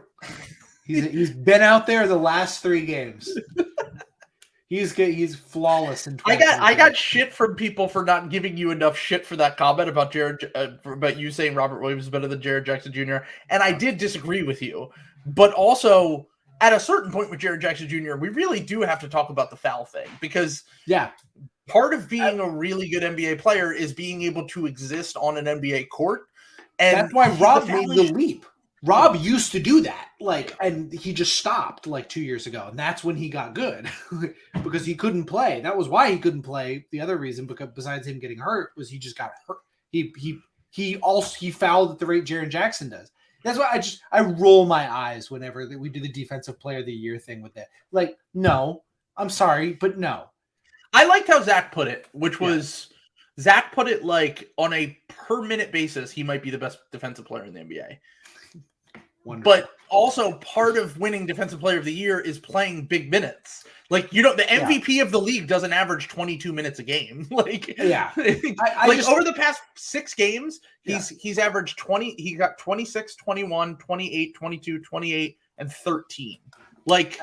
And some of them were maybe the game got out of hand or whatever, but a few of those games he was in foul trouble. He's in foul trouble literally all the time, and it is still a problem, and he's 23 years old. Everyone caveats Rob with how many minutes he plays and games he plays, which they should. He's hurt all the time. That's fair. But where's that energy for Jaren Jackson Jr.? Come on now. I think because he shoots 30 to say it.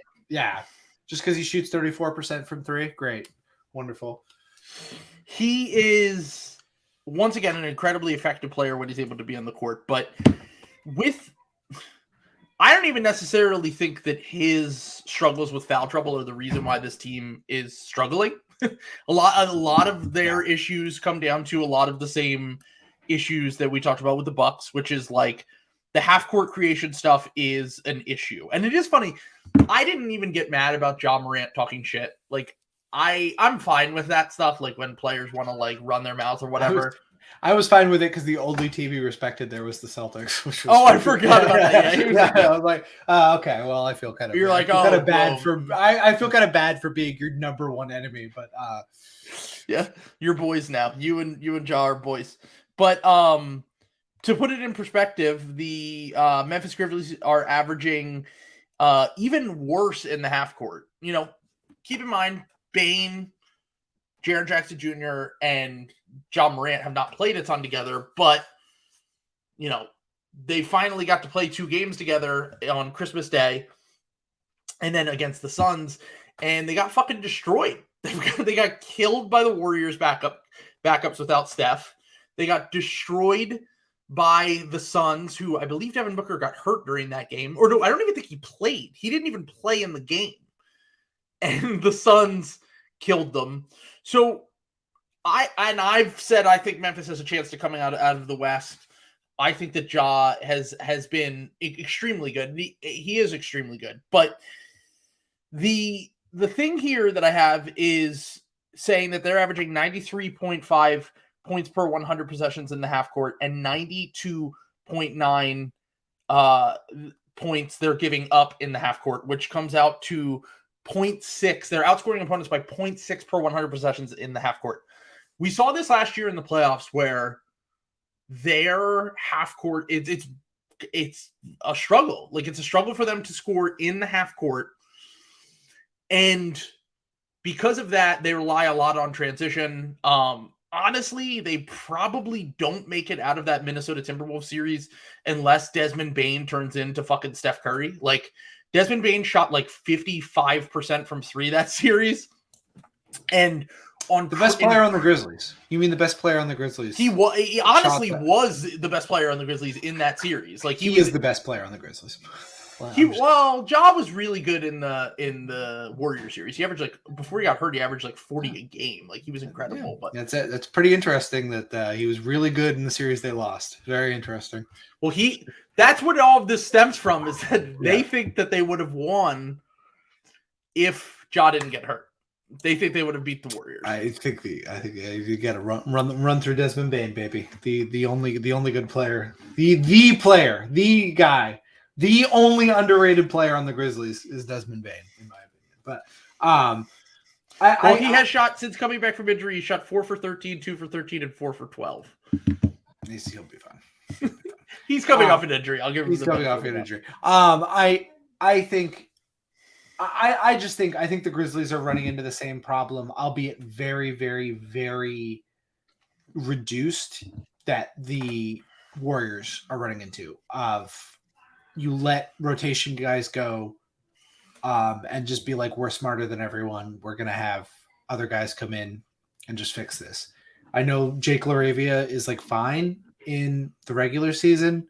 Like they've won a lot of games. They're probably still going to win a lot of games. Like I keep They're making like 20 and 13 right now. They have like the same record as like I keep like dropping kayfabe for a second. Like they're probably gonna be a top 3 seed when it's all said and done. Like them, the Nuggets and the Pelicans are probably gonna finish. Maybe the Suns, but they're probably gonna finish, especially with Booker hurt now. They're gonna they're gonna win a lot of games, so it won't really matter that much. But I really think that's gonna matter in the playoffs. You know what I'm saying? Not having guys like Kyle Anderson and DeAnthony Melton, which I think help your offense. You know, Melton's a connector who like moves things and doesn't take that off the table. Slow-mo is a creator, man. Like I really think that.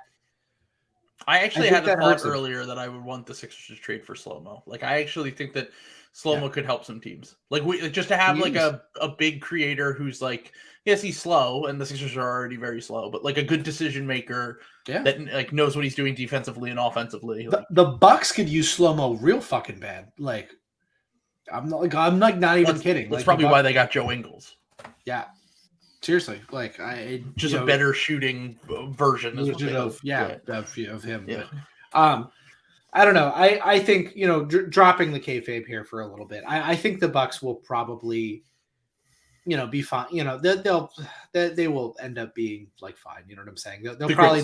They'll probably bounce between. Sorry, the Grizzlies. Yeah, they'll bounce between the 1 seed and the 5 seed all year. They'll probably settle in at like 3. I really do think they could lose in the first round, though. I think that is absolutely on the table. So do you think that they need to make an upgrade? Like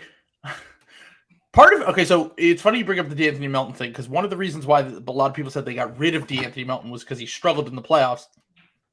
But I did see people, and I'm not saying this is a fact, because I don't remember, and I'd have to go back and watch the games, which I'm not going to do. So, but the one guy was like, a lot of the reasons why guys like DeAnthony Melton and Kyle Anderson might have been perceived as struggling in those series, maybe it was the shooting, maybe it was just whatever, but was the fact that they were playing with Dylan Brooks a lot. And like Dylan Brooks has a level of chaos to him that like sometimes it's like, holy shit, here's Dylan Brooks. And then other times it's like, oh no, it's Dylan Brooks time. And he can Chris Vernon, who, we make fun of and we love Chris, but like he's been saying for quite some time now, he's like, this is the Rudy Gay situation all over again, where you have a guy who wants to be the superstar and he wants to save the team and he goes into hero mode, and then they get to the playoffs and he'll shoot you out of a game in a way, because if the half-court offense is struggling in the way that it has in the past, he feels the need to get them out of that hole. So my question is, do they keep Dylan Brooks? Do they try to move on from Dylan Brooks?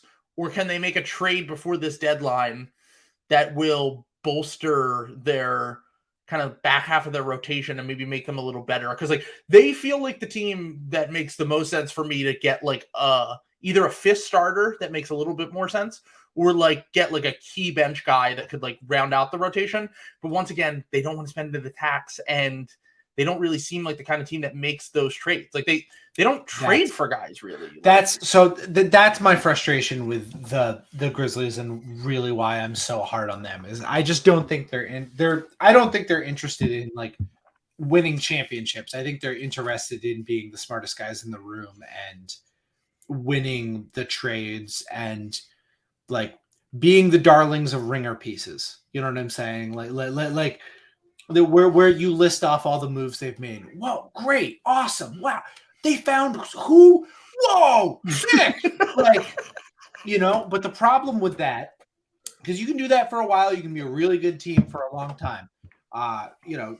Doing that stuff.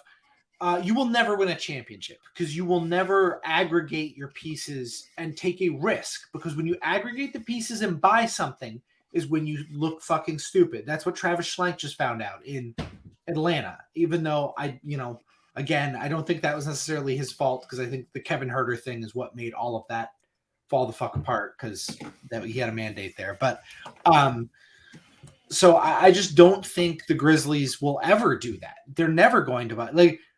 We talk about KD, we talk about Jaylen Brown, we talk about all these guys. Oh, they have so much ammo to get these. They will never make that trade. They will never make that trade because there is.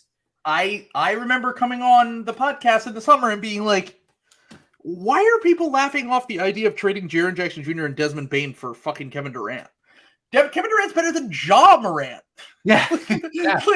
like Ja's great, but like Kevin Durant's better. And like, if you have the opportunity, because when the Grizzlies were in these rumors, it was, we'll give you the salary and the picks. We'll give you all the picks and the salary you want, but we're not giving you Desmond Bane or Jaren Jackson Jr. for Kevin Durant. And I was like, you're out of your fucking mind.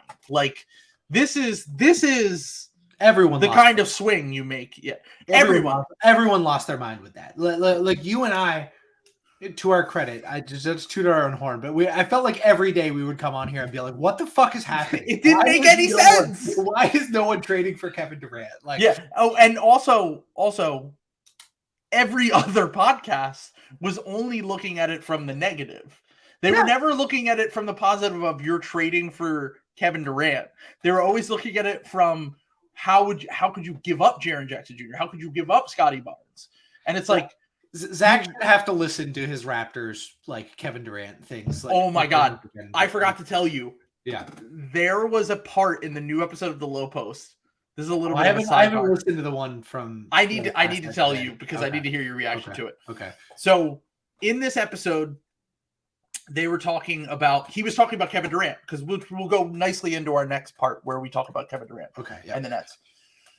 So he was talking about Kevin Durant, and he was saying, he was there in 2019 when Kevin Durant got hurt in the finals in Toronto, and he does this whole thing about like how everything just like froze, and everyone in the moment knew like this cultural giant, this basketball, Goliath was just at 30 something years old, just tore his Achilles. Like, we knew that this could be the beginning of the end for one of the greatest players of all time, right? He does this big thing about it, and he goes, and everyone in the room is thinking this. And then he goes, except for maybe some Raptors fans who, just wanted to win a championship. And that's understandable, by the way. That rules. Cheering the KD injury is justifying cheering the injury. Look, I mean, if that happened in Philly or anywhere else, if that happened in Boston, can you Philly, New York, anywhere, people Utah. Imagine if that happened in Utah. Absurd. Anyway, I don't know. By the way, oh my God, what I think Zach, I was going insane listening to the one from 2 weeks ago. Or was it a week ago when Zach was saying, we got to slow down with what we're saying about these young guys? He's like, you said future 10-time All-Star Scotty Barnes. You made that up. You can't go in the other direction. You can't do that. Because he wasn't talking about Scotty Barnes. I think he was talking about like Wiseman or something. He was talking about like some other young guy who's like struggling or something like, or who would like fallen back down to earth or something like that. And I was like, because I still can't believe how much the 10-time All-Star Scotty. I will be on the right side of history of that whole time. I am higher on Scotty Barnes, I think, than you are. I still think he's going to be like a pretty good player. I think he will even out and make some like All-Star teams and stuff. But like the 10-time All-Star thing was insane. Like that was crazy. Like he's going to be a guy who's like a top 50 NBA player who will bounce into that top 30 every once in a while, like when he has a good year, is what I think his NBA destiny is, which is a very good player. That is an excellent player to get with the 4th pick in the draft. Raptors. Okay. I'm not declaring war, but so we've talked about how many active 10-time All-Stars there are before. How many, let's drop the number a little bit. Okay. How many active 7-time All-Stars are there? 7. So Zach said after Scotty Barnes' rookie year, when he won Rookie of the Year, which, by the way, you could argue he shouldn't have won over Franz Wagner or Evan Mobley. Yeah. But he was on a better team, so that's all that people cared about. And by the way, the Cavs were better for most of the season. Yeah. No one cared about that. Right. But they're 7-time All-Stars, we're going to say. How many active? I'm counting because there are some inactive players on here. KD. Okay. LeBron. Correct. Russ. Correct. Okay. All right. Now it starts to get a little tricky. Giannis. No, Giannis is only at 6. He's only at 6. Okay. So that's good. That gives me a little wiggle room here so I can figure it out. Anthony Davis. Anthony Davis is at 8. Yeah. Boy, we're getting and we're getting there. There's one very obvious one you have not said. James. Oh, James Harden. That's not even it, but yes. Oh yeah. Who's your favorite player in the NBA?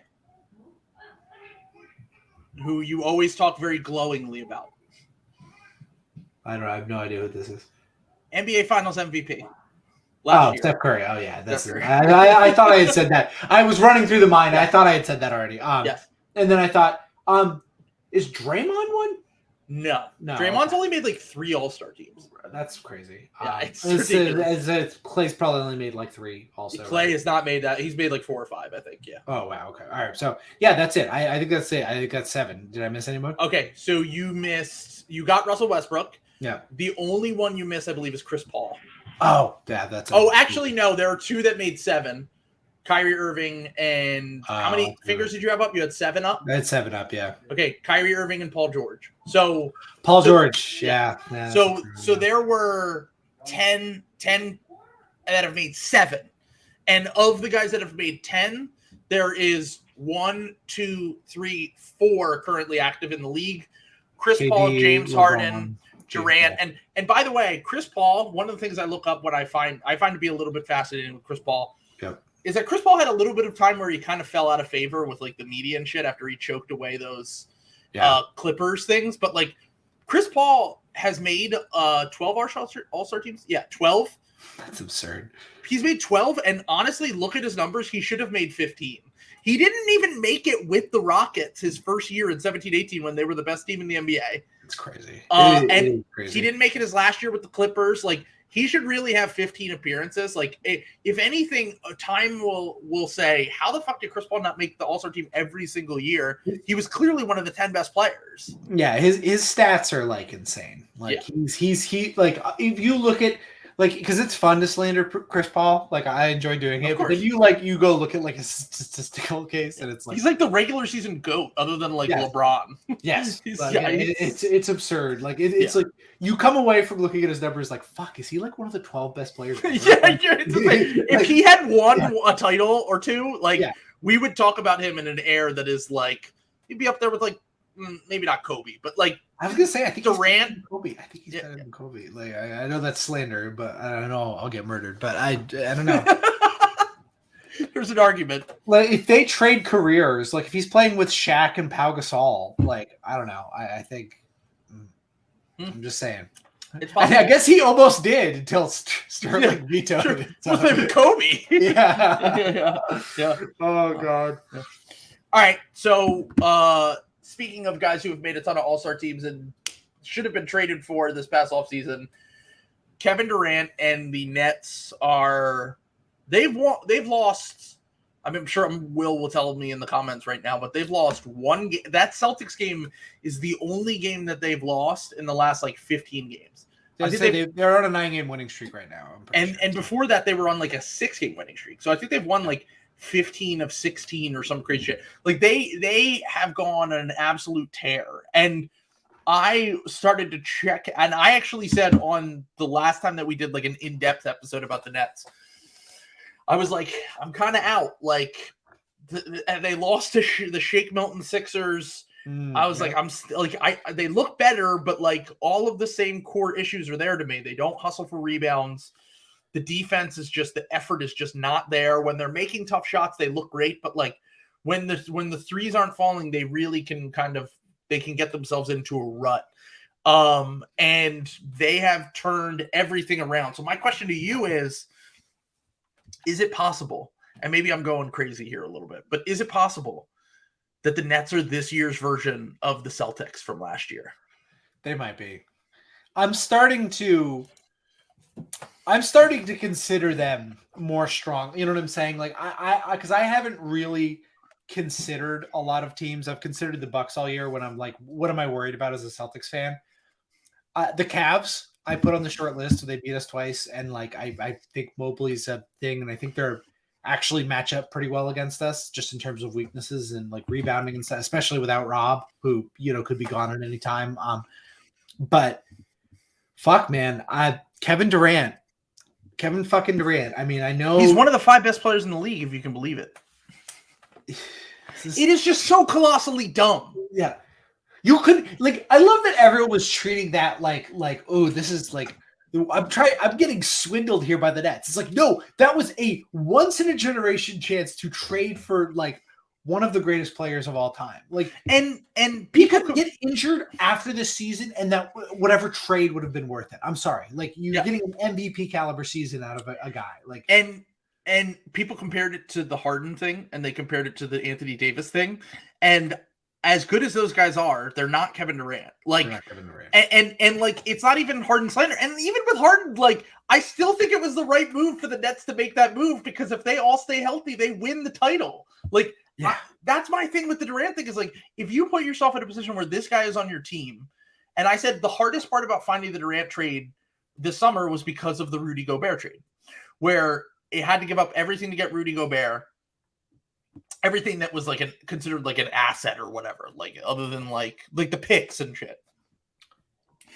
And that just broke the market, right? And I was like, that's the only reason why you wouldn't trade for Kevin Durant, is because you give up literally everything and then your team is just Kevin Durant. That's the only scenario. And even in that scenario, most teams would be in the same position that they're in now, and they would have Kevin Durant on their team. Like what do the Nets have that's like awesome? You know what I mean? Like Kyrie they Irving. Have good players, but none of it matters without Kevin Durant playing the way that he is. I guess just what I'm saying is, like, they have a lot of replacement level players on that team. It's like the guys who aren't replacement level are like Kyrie and Nick Claxton, and like maybe Ben. You on certain matchups and nights. Like, I don't know. I Kevin Durant, man, fucking. We were like all summer, like, please get traded to the Western Conference. Please go to the Suns. God damn it! Can you imagine? Like, because the other thing is, like, it's like they had to trade Harden because it was so uncomfortable. But then, like, look at what they went through in between, like in the interim. Like, I think if they knew that they were gonna have to go through what they went through with Kyrie, they would just, we're not trading you.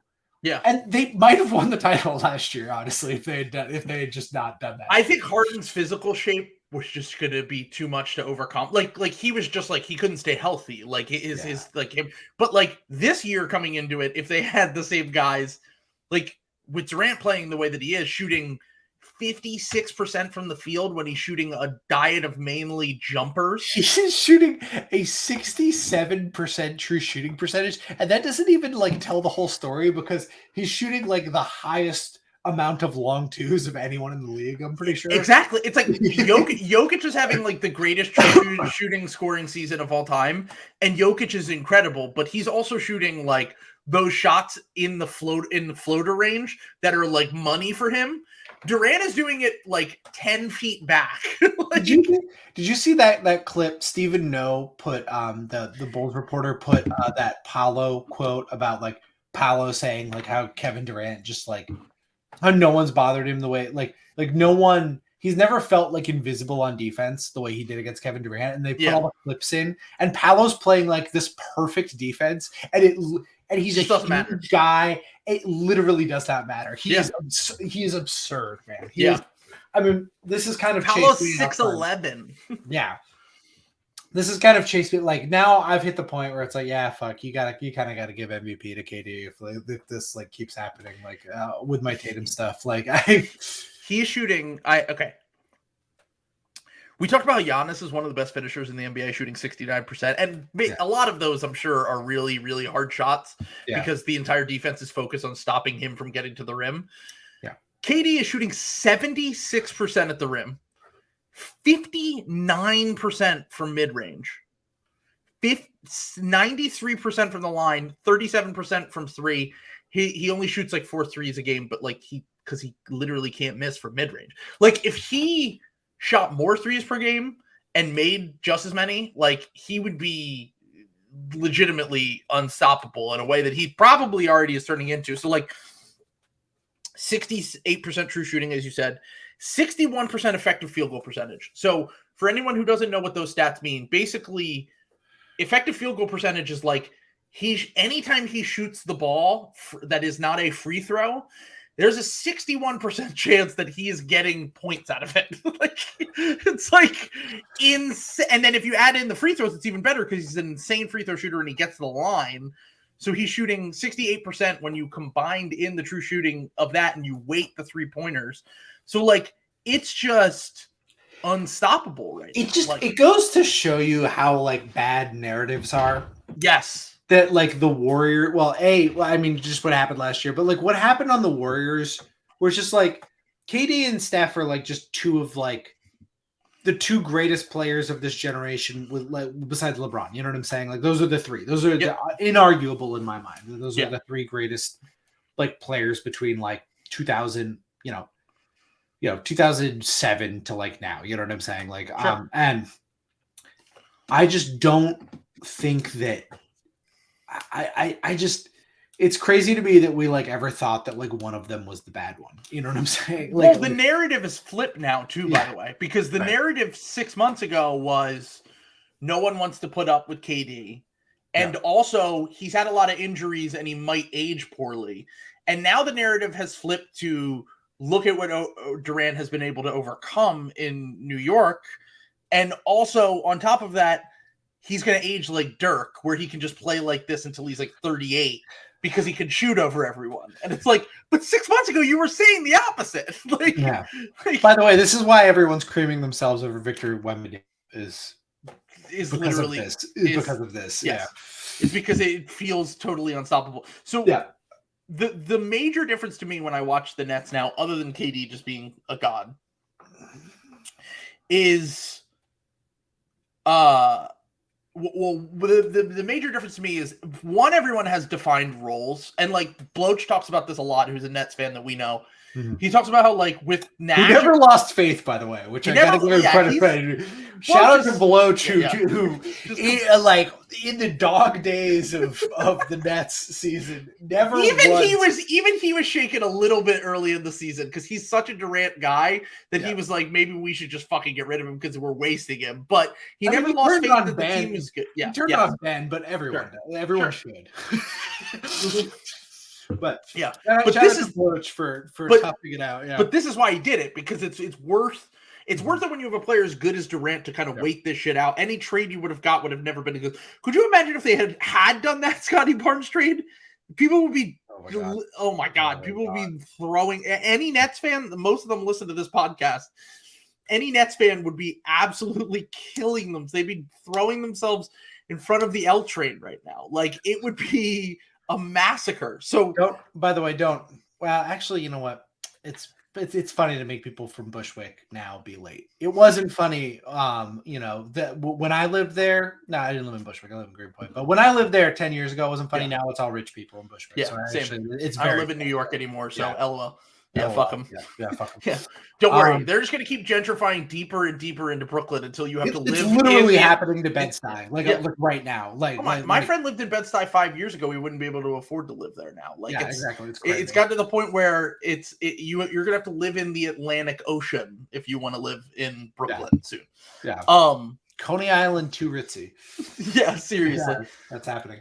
But the thing I noticed that when I watch them is, the rebounding is the biggest difference to me, which just sounds weird because, like, the offense is incredible because they just get Kyrie and KD into their spots, and, like, teams are so programmed nowadays to, like, let guys shoot mid-range shots that even when it's the best guys at doing it, they're kind of giving into this because every team is taught we want to chase guys around screens to push them into the mid-range.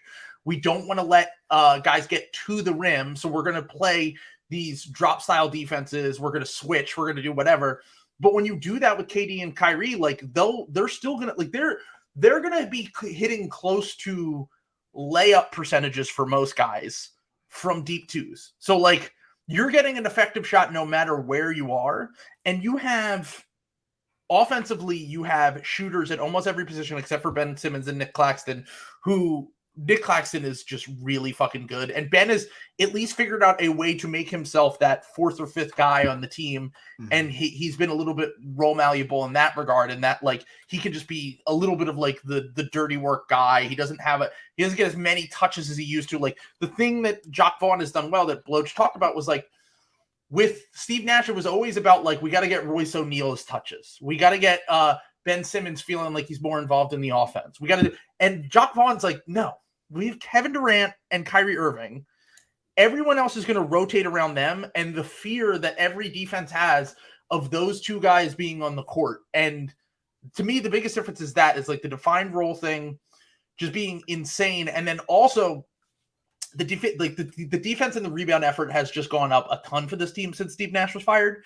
And it's made a huge difference because they were one of the worst rebounding teams early in the season. I haven't looked at the stats recently, but I can't imagine they're that bad. Like, they have enough good, athletic, big guys that it really is working out. And the one thing that I feel like I got bad information on, I got bad information on was the fact that TJ Warren is not cooked. Like, I was told by literally 3 people this offseason that his medicals were so bad that no teams wanted to touch him. And the Nets were like, all right, we'll take him for a veteran's minimum. And look, he's shooting the lights out right now. It's probably not sustainable, but like, he's been a good player for them. And like, if they're hitting on Yuta Watanabe. That was the one I was waiting to say. Was and Yuta. TJ Warren, then like that makes everything else look even better. Like they've somehow gone from having like 3 players I liked to having like 7 or 8 guys where I feel like, wow, I feel like I could see these guys playing in a playoff series. I think the most valuable thing you can get is a rotation guy out of nothing, out of like an undrafted thing or something like that. Especially on the wing. Yes. Especially on the wing. And like, that's why I'm creaming myself. Will's making fun of me for creaming myself about Sam Hauser, but that's like, I think that's like really important. Like Max Strus, they did that. Like Will said Sam in a few weeks is going to say, are we sure Sam Hauser couldn't do what Desmond Bane is doing with his usage?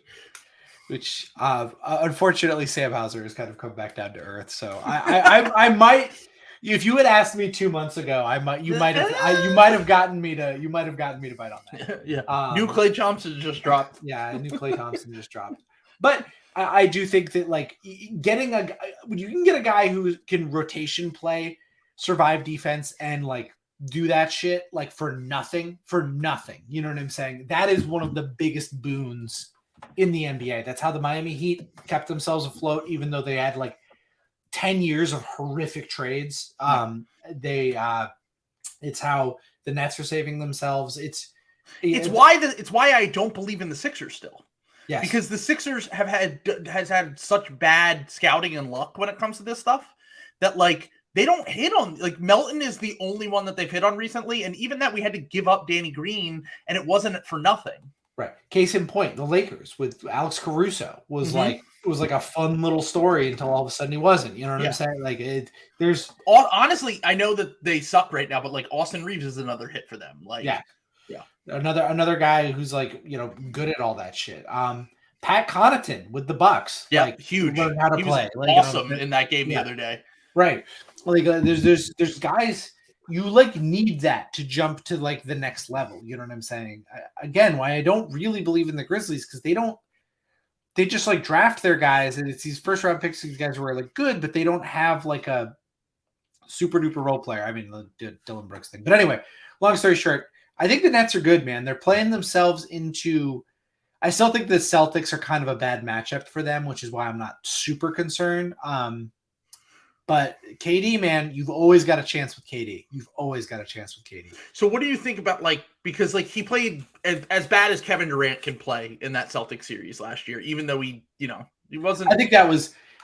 I mean, I know you think it was overstated, but as bad as Kevin Durant can play, as bad as one of the 3 best players in the world can play. That's what I think. He's literally never going to look worse than that. And I think the Celtics got a little lucky with some of that stuff. I think they were playing good defense, but I think how horrific that series probably should have gone 5 or 6. You know what I'm saying?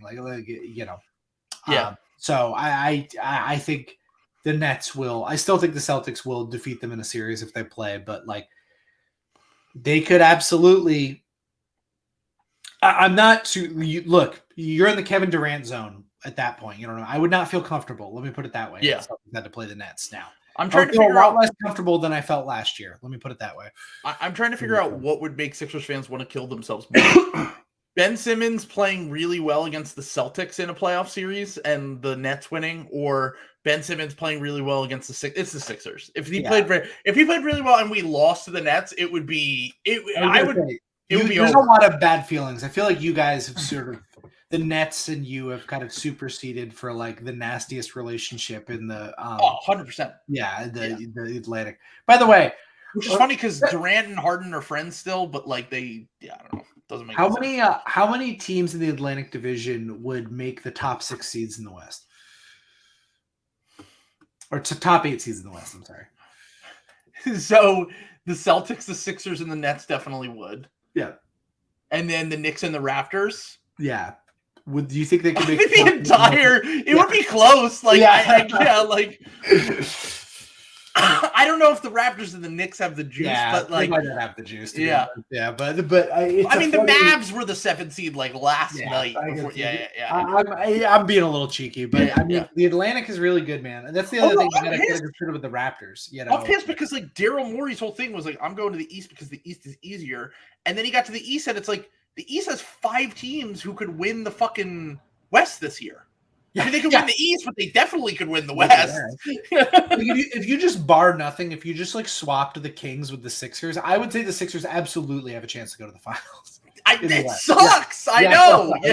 It's like even the teams that I like in the West, I'm looking at them with like they're like I think the Nuggets are probably the best team because they have the best player in the West right now. Other than when Steph's healthy, there's an argument, but like they're probably the team I believe in the most, and I'm still like, I think they would be like middle of the pack contender in the East. Like I don't really think that they would be like standing out. Like they've got a lot of problems. What is their point differential? It's like they've been okay. So I've learned something about Nuggets. I might have been on the Low Post. There was a podcast I listened to. It might have been on the Low Post, but they were talking about like how Jokic has a day in December. I think it's literally December 15th. It's the start of slop season. Oh yeah, the Jokic day, wouldn't it? Yeah. And that's where he starts really giving a fuck. And that's when. And I don't think they've lost a game since. And they haven't been crushing teams. Like he struggled last night, but they beat the Kings. But Sabonis didn't play. But like the Nuggets are the one team that I feel like if we want to talk about like this year's version of the Celtics,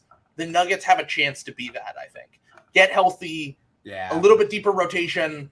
They still need like another guy or two on the bench, but like you guys got Derek White in the middle of the year last year, and like he helped that final run, and like I know he struggled to shoot in the playoffs, but like oh boy did he! But like I think the Nuggets could be in that position. I don't know if they have the assets to really get to that next level, but like I do think that they're the one team that like. If you just drop them into the East, I could see them having a chance in the East just because they have one of the best players. Like I know Jokic is playing. I know Jokic has his flaws, but like Jokic is playing at a absurd level again. Like he's just playing at like his VORP is 3 times the current VORP of Trae Young, DeMar DeRozan, Paul George, and James Harden. Yeah, I mean. Well, also VORP is a collective stat, and he's played a ton of games. So, like, Harden's only played 20 games. So, like, his VORP isn't going to be nearly as close. But, I mean, Jokic is breaking. I mean, Trae's played 31. Yeah, I know. DeMar's played 33. Yeah. I mean, look, Jokic is going to break. Metrics are just like, he does everything that metrics like. Yes. Like he is arguably like the best player this season again somehow. We were KD and him, which will get us into our last conversation, which is what we're talking about with the MVP race. But the last thing I just want to say on the Nets before we get into that, I said they could be the Celtics of last year. Do you just firmly put them in the tier, like maybe not in the tier with the Celtics, but like? Do you firmly put them above the Bucks right now? The Nets? Yes. No. I think the Bucks are still. I want to see Chris Middleton's corpse before I fully declare Yes. the Bucks. Yeah. Out. You know what it's I'm hard saying? with the Bucks because Yeah. Q always says, or not QAnon, Q but not anon. Our QAnon guy that we talked to, our Q guy, parody satire. He says we're going back this January 6th. It's a no, joke. This is a joke. This is a joke yes. in Minecraft. But no, he always says the thing with the Bucks is you can never give up on the Bucks because the Bucks are going to have weeks, they're going to have games, they're going to have stretches where they look like one of the worst teams in the NBA. Yeah. But overall, you can't really doubt a team that has one of the best players and one of the best defenses. Yeah, exactly. And that's where I maybe the analysis of the Bucks, maybe we went a little too far with that, but I still think that it does feel different. I will say it feels a little different, and it because of the Middleton thing, but it also feels like I just think Kevin Durant's been better than Giannis this year. And like if Kevin Durant has been better than Giannis this year, and I feel like I can't trust Chris Middleton's health, I might put the Nets in the same tier or above the Bucks. Like it's close enough to me that like I'm considering it. I still want to see how the Nets look. I want to see what they look like after the trade deadline. Yeah. I don't know if I can trust Ben Simmons. Yeah. I think but they have pieces to trade. Like they have the Sixers pick. If they want to make an all-in move, they have the Sixers pick. They have Seth Curry, who has salary and is a good player. They're not going to trade Ben Simmons, but they're not. They're just not going to do it. But like they have Cam Thomas, like they have guys that they can move that could get them like a Kyle Kuzma who could make a huge difference. So like I'm waiting to see what both teams look like in a few months. Yeah. But I would certainly say that I'd put the Nets above the Sixers and the Cavs now. And I would say that I honestly think I'd put the Cavs fifth in that now. Like, I'm not saying that they're bad, but I'm saying I just have a hard time believing that a team can win the East with zero good rotational wings. Like, even the Sixers have Tobias Harris. Like, you continue to disrespect Chetty Osman. Like, I'm not right here. Well, apparently JB Bickerstaff hates Chetty Osman too. He barely plays. That's absurd. That is so absurd. Anyway, Chetty Osman will show me the truth when they have to go to him because Isaac Okoro is literally unplayable in whatever first series. 22 minutes a game. So I would say right now, I kind of have the Celtics a little bit above everyone, and right now, right this second, because I was a little alarmed by what I saw out of the Bucks. I would have the other four in kind of a mush right now. Okay.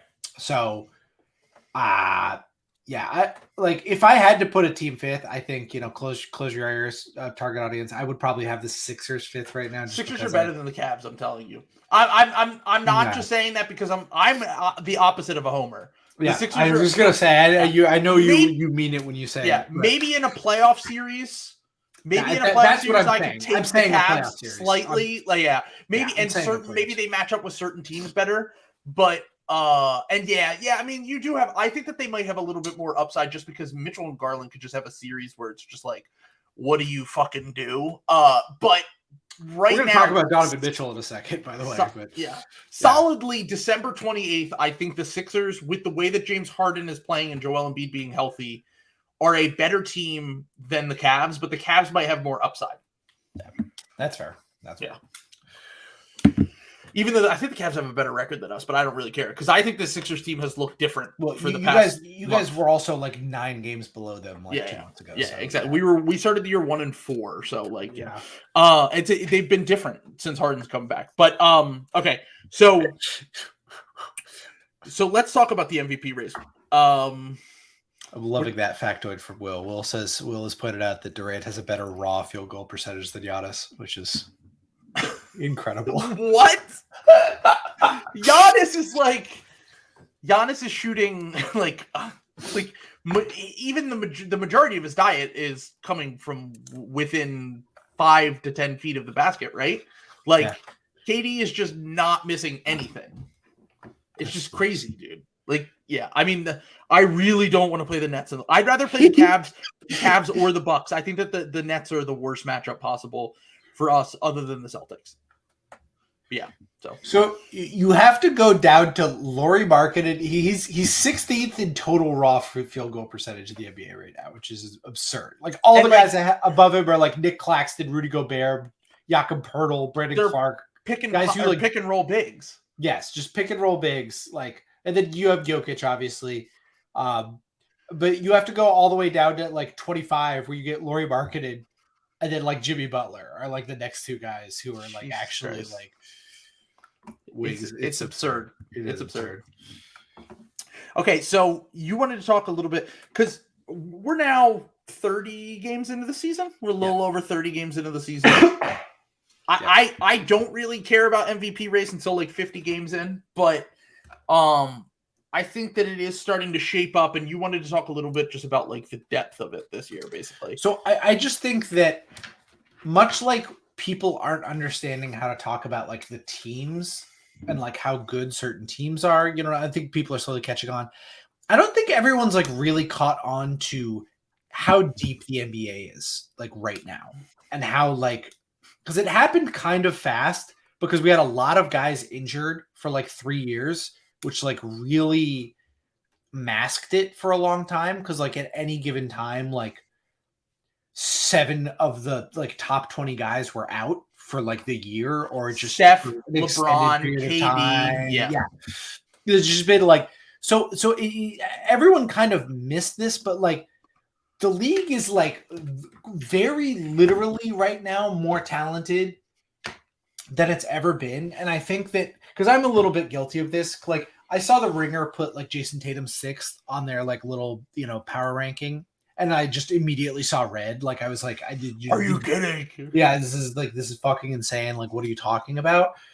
And it just like, and it's gonna happen again this year. Like when they get down to doing like, well, it's gonna happen on All-Star balloting first. But when we get down to All NBA, there are gonna be guys missing All NBA this year that would have made first team in like other years. 100%. Like Joel Embiid might never make a first team All NBA, which is crazy, but it's probably for a decade he would have been the first team guy for during that stretch like 10 years ago. Yeah, like it's absurd. Like it's absurd. But like somebody is like not going to make it. That is just like Jimmy Butler might not make it. He's not going to because the game's played now. Right. Jimmy Butler would be like first team All NBA in like 2008. Like with what he's doing right now, or at least there would be a conversation about like him and like where he is. Giannis is probably going to be second team All NBA this year. Like I want to get everybody ready for that. Like he's probably the best player in the NBA. LeBron is probably is going to play the whole year and probably won't make All NBA this year. So Giannis missing, because this has been the All-Star conversation with Giannis. Yeah. Where Giannis, Embiid, Tatum, and Durant are fighting for that front court, those 3 front court spots, right? Yeah. And I guess see, this is the hard thing for me with MVP with first team All NBA, because they'll just because they have 2 guard spots, 2 forward spots, and a center spot. Like it isn't flexible in the same way that the All-Star is, where you can just put Giannis at center and it's fine. They'll put Jokic. Jokic is going to win for center. Yeah. Or Embiid, but probably Jokic. Yeah. And then for the forward spots, you'll have Tatum, Durant. Yep. And then there's no place for Giannis. Yeah. And like right now, to put it in perspective, Jason Tatum and Giannis, BPM isn't the perfect stat. I think it's kind of flawed. But like, to put it in perspective, like Tatum and Giannis both have like, Giannis has a 7.4 BPM, Tatum has a 6.0 BPM, and those are like borderline MVP every other season, and they're in like 7th and like 15th place. Yes. It's kind of crazy that that the league is so deep right now that these guys are getting pushed. Like at one point 2 weeks ago when Anthony Davis went in his little run before he got hurt and Embiid, like they were like, oh, so it's going to be Embiid was going to be 3rd team. Yeah. Because it was Jokic, then Davis, then Embiid. But now it's obviously going to switch. But like Embiid is in the MVP conversation, and he's being bumped to third. Like, it is insane how deep. Which also brings me to the conversation that they probably should change the All NBA rules, but that's a different conversation. But like, it's just, it breaks my brain to like, how are they going to pick the All-Star teams?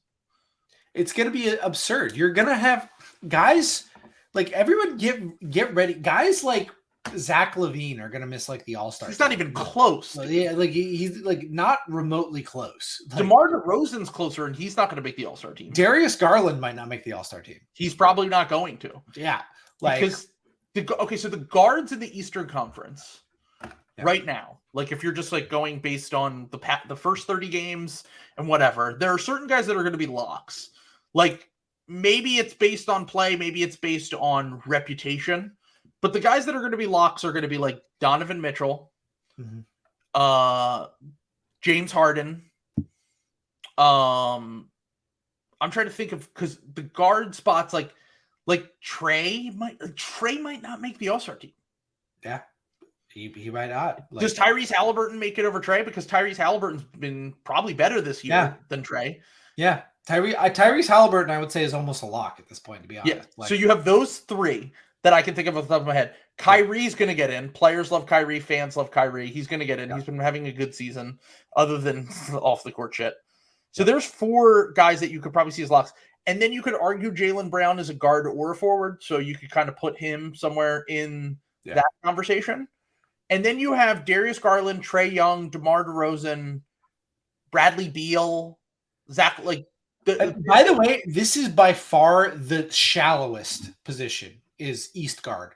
Oh yeah, and that's the thing is like the other positions are incredibly deep, and also like Jalen Brunson, who maybe in a regular year would make it as I don't even know if he's going to make it, and they're like the 6th seed. Yeah, he might make it just based on like the fact that the Knicks have a good player and got him in free agency. I know he just got hurt. Devin Booker is the 5th best guard in the West right now. Steph Curry, John Morant, SGA. Who else? Luka. Oh, yeah. Fuck, I forgot Luka's considered a guard. I mean, if you don't want to consider him a guard, then things get even grosser in the forward spots. Like, yeah. Like, and so it's like John Morant is pretty cleanly 4th there, by the way. Like, behind, you know, if when Steph is like back, you know what I'm saying? So yeah, Jimmy Butler's definitely going to miss the All-Star team. I know by the way, Jimmy Butler's another guy that's missed the All-Star team like a bunch of times. Some of it's because he's like doesn't play all the time, but like I think he's only made one All-Star team since he got to Miami. Like that's how deep the league is right now, that like because right now you would have to go the 4 guys we mentioned: Durant, Tatum, Giannis, Embiid in the front court. And then you would go Siakam. You've got guys like Julius Randle. Like Randle's not going to make it. He's not going to make it. No. But like when you look at like you're going to be able to make that argument. Yeah. You know what I'm saying? Pascal Siakam. Yeah. Gonna make, like is it, I think we forgot about Drew Holiday in the East too. I don't think that he's going to make it. But like if the Bucks were considered these championship contenders, and they're the 2 seed right now, and Middleton's been out, you're only going to give them Giannis. You kind of have to like. Yeah, and then you go down a tier. Then you get to like Tyler Hero and DeJounte Murray. Like, do you really? You're gonna? They're not even. They're not like close. Like so. Yeah. And that's like that's like the shallower end too. Yeah. Like I said, East guard is by far the shallowest. You like because LaMelo was out too, so you won't even have him in the conversation. But like these are just guys that we're talking about in the Eastern Conference. Like De'Aaron Fox is having the best year of his career by far in the West. He's not even make it. No, he's not close. There's no way. Yeah. Because unless they leave off Steph because of the games, which they're not going to do. So like it's Steph, Luka, SGA, Booker. Even with the games missed, I think he'll still make it.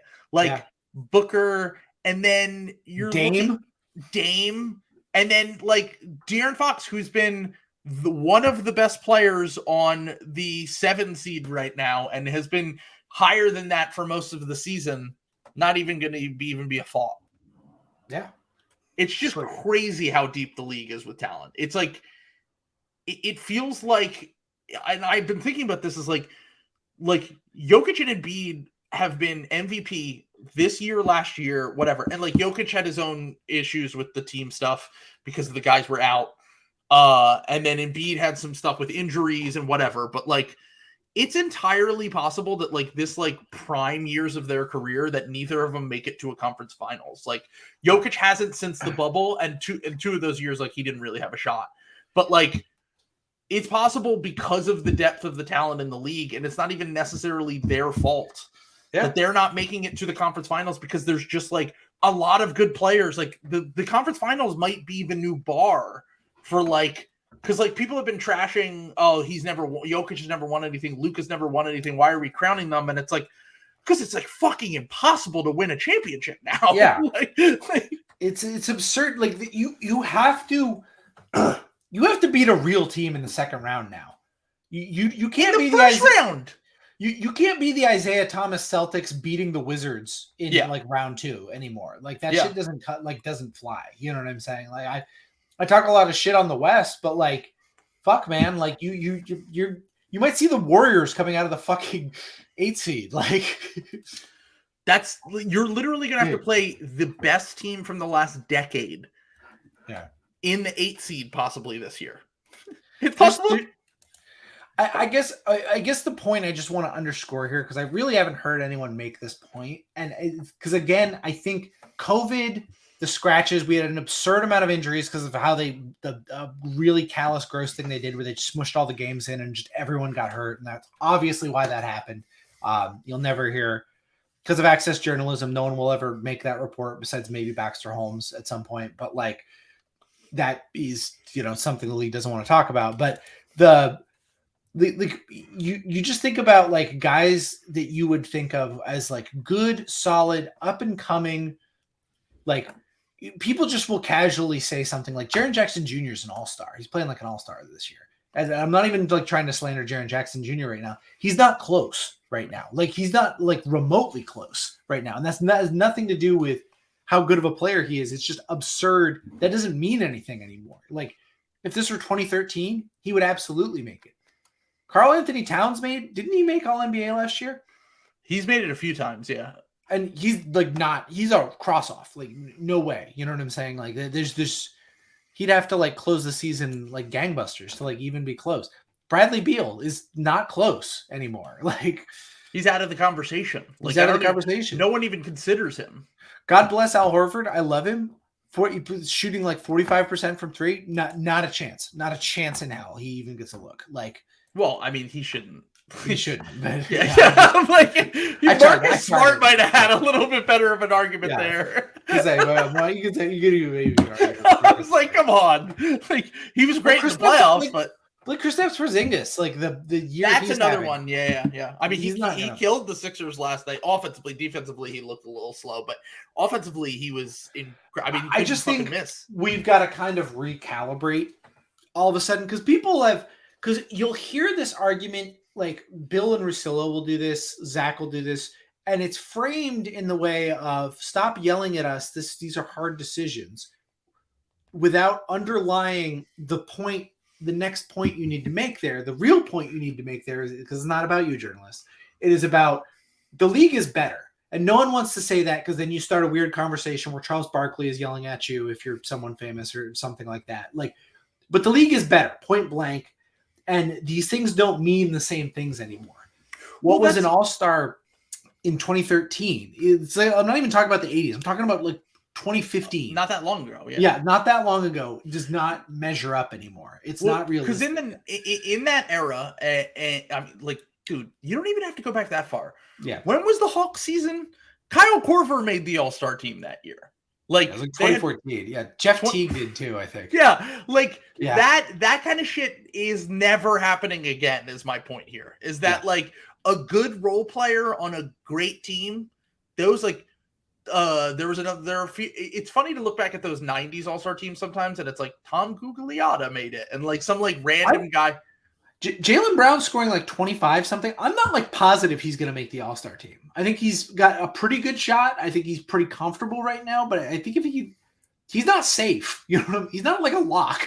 Yeah. I'm not.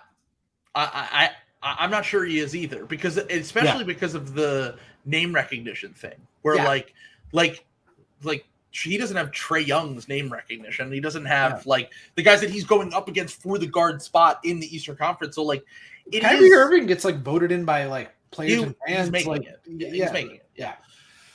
It does, and also he's played like an all-star the last. Yeah, I was gonna say he's actually since he's actually been back. Yeah. But it does feel ridiculous because I always think about those all-star teams where like it's like this really good role player like would have, like Klay Thompson. Yeah, exactly. Really? No, really. Like, even though Klay was incredibly essential to the Warriors, like I don't think he's making all-star teams. Maybe if he was, he was shooting like insane numbers those years. It's entirely possible. I guess, but like, do you think Chris Middleton, if he was healthy and even having a good season, would like have a shot? And I think he's a pretty similar caliber player to Klay, and probably even a little better. Is he playing at the forward spot in the East? Because who is he going up against? Is my question. I think he's a guard in the East, right? Because it's Brooke, Giannis. I guess no, Pat Connaughton's other guard. I think he would be considered a forward. So like, because he was always going up against Tobias for one of the last spots, and he beat out Tobias in like 20. Case in point, like Tobias Harris. Yeah, no, there's no way he would even be close. Yeah. Even his best season would be not even in consideration right now. Well, Malcolm Brogdon's another guy. He would not be in consideration. Like, yeah. Not remotely. No, hold on. Let's look at. DeJounte Murray made an all-star team. No way.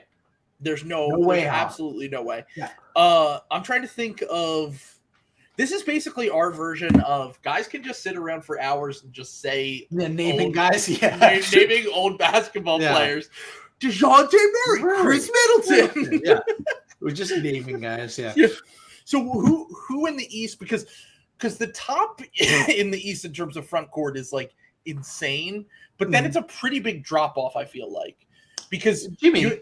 I guess if he's injured, sure. But I guess it would only be five spots, right? Yeah. Because the first four are like MVP candidates. It's like Giannis, Tatum, Jokic. One of them is not going to start the All-Star game.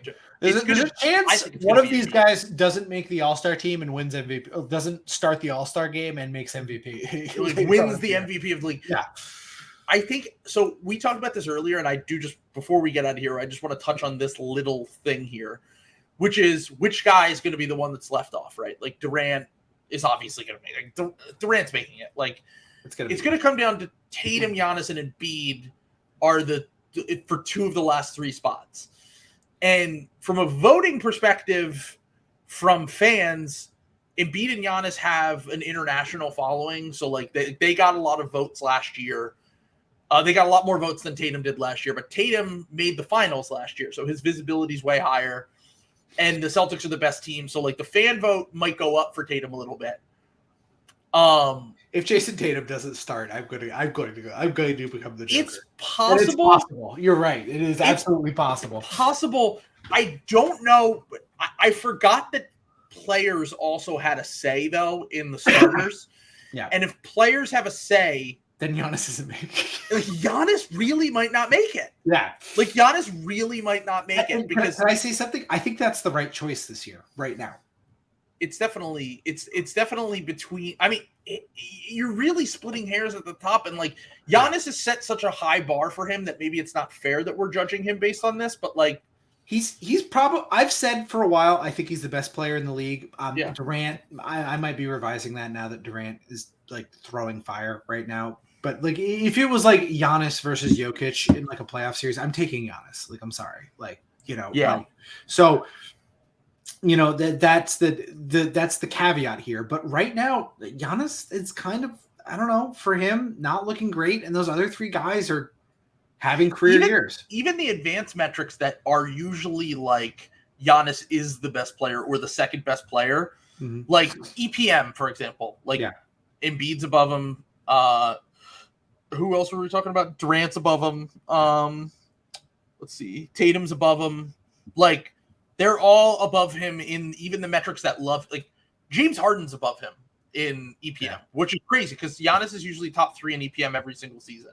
And it's not to say this is the end all be all. These are just numbers, but Yeah. To show you the level of impact that Giannis usually has. And maybe it's part of it is because he's having to do too much, but like we're splitting hairs here. Like we're talking about like who's been the 5th best player this year or the 7th best player. They're all competing for the same 3 spots. So yeah, I mean, I really do think that we say this and then Giannis will average 40 points for a month. And he will just like obviously like you can't deny it at a certain point. I'm sure he'll have a run where he's doing what Embiid has done recently and what Tatum did to start the year. So like that's I don't know, we'll see. And Durant has done for over a month now. So okay. So last thing before we get out of here, I will be if you're still listening 2 minutes and 20 seconds in, you probably already know this. But Tyrese Maxey's coming back. Let's go. I will be streaming on Friday.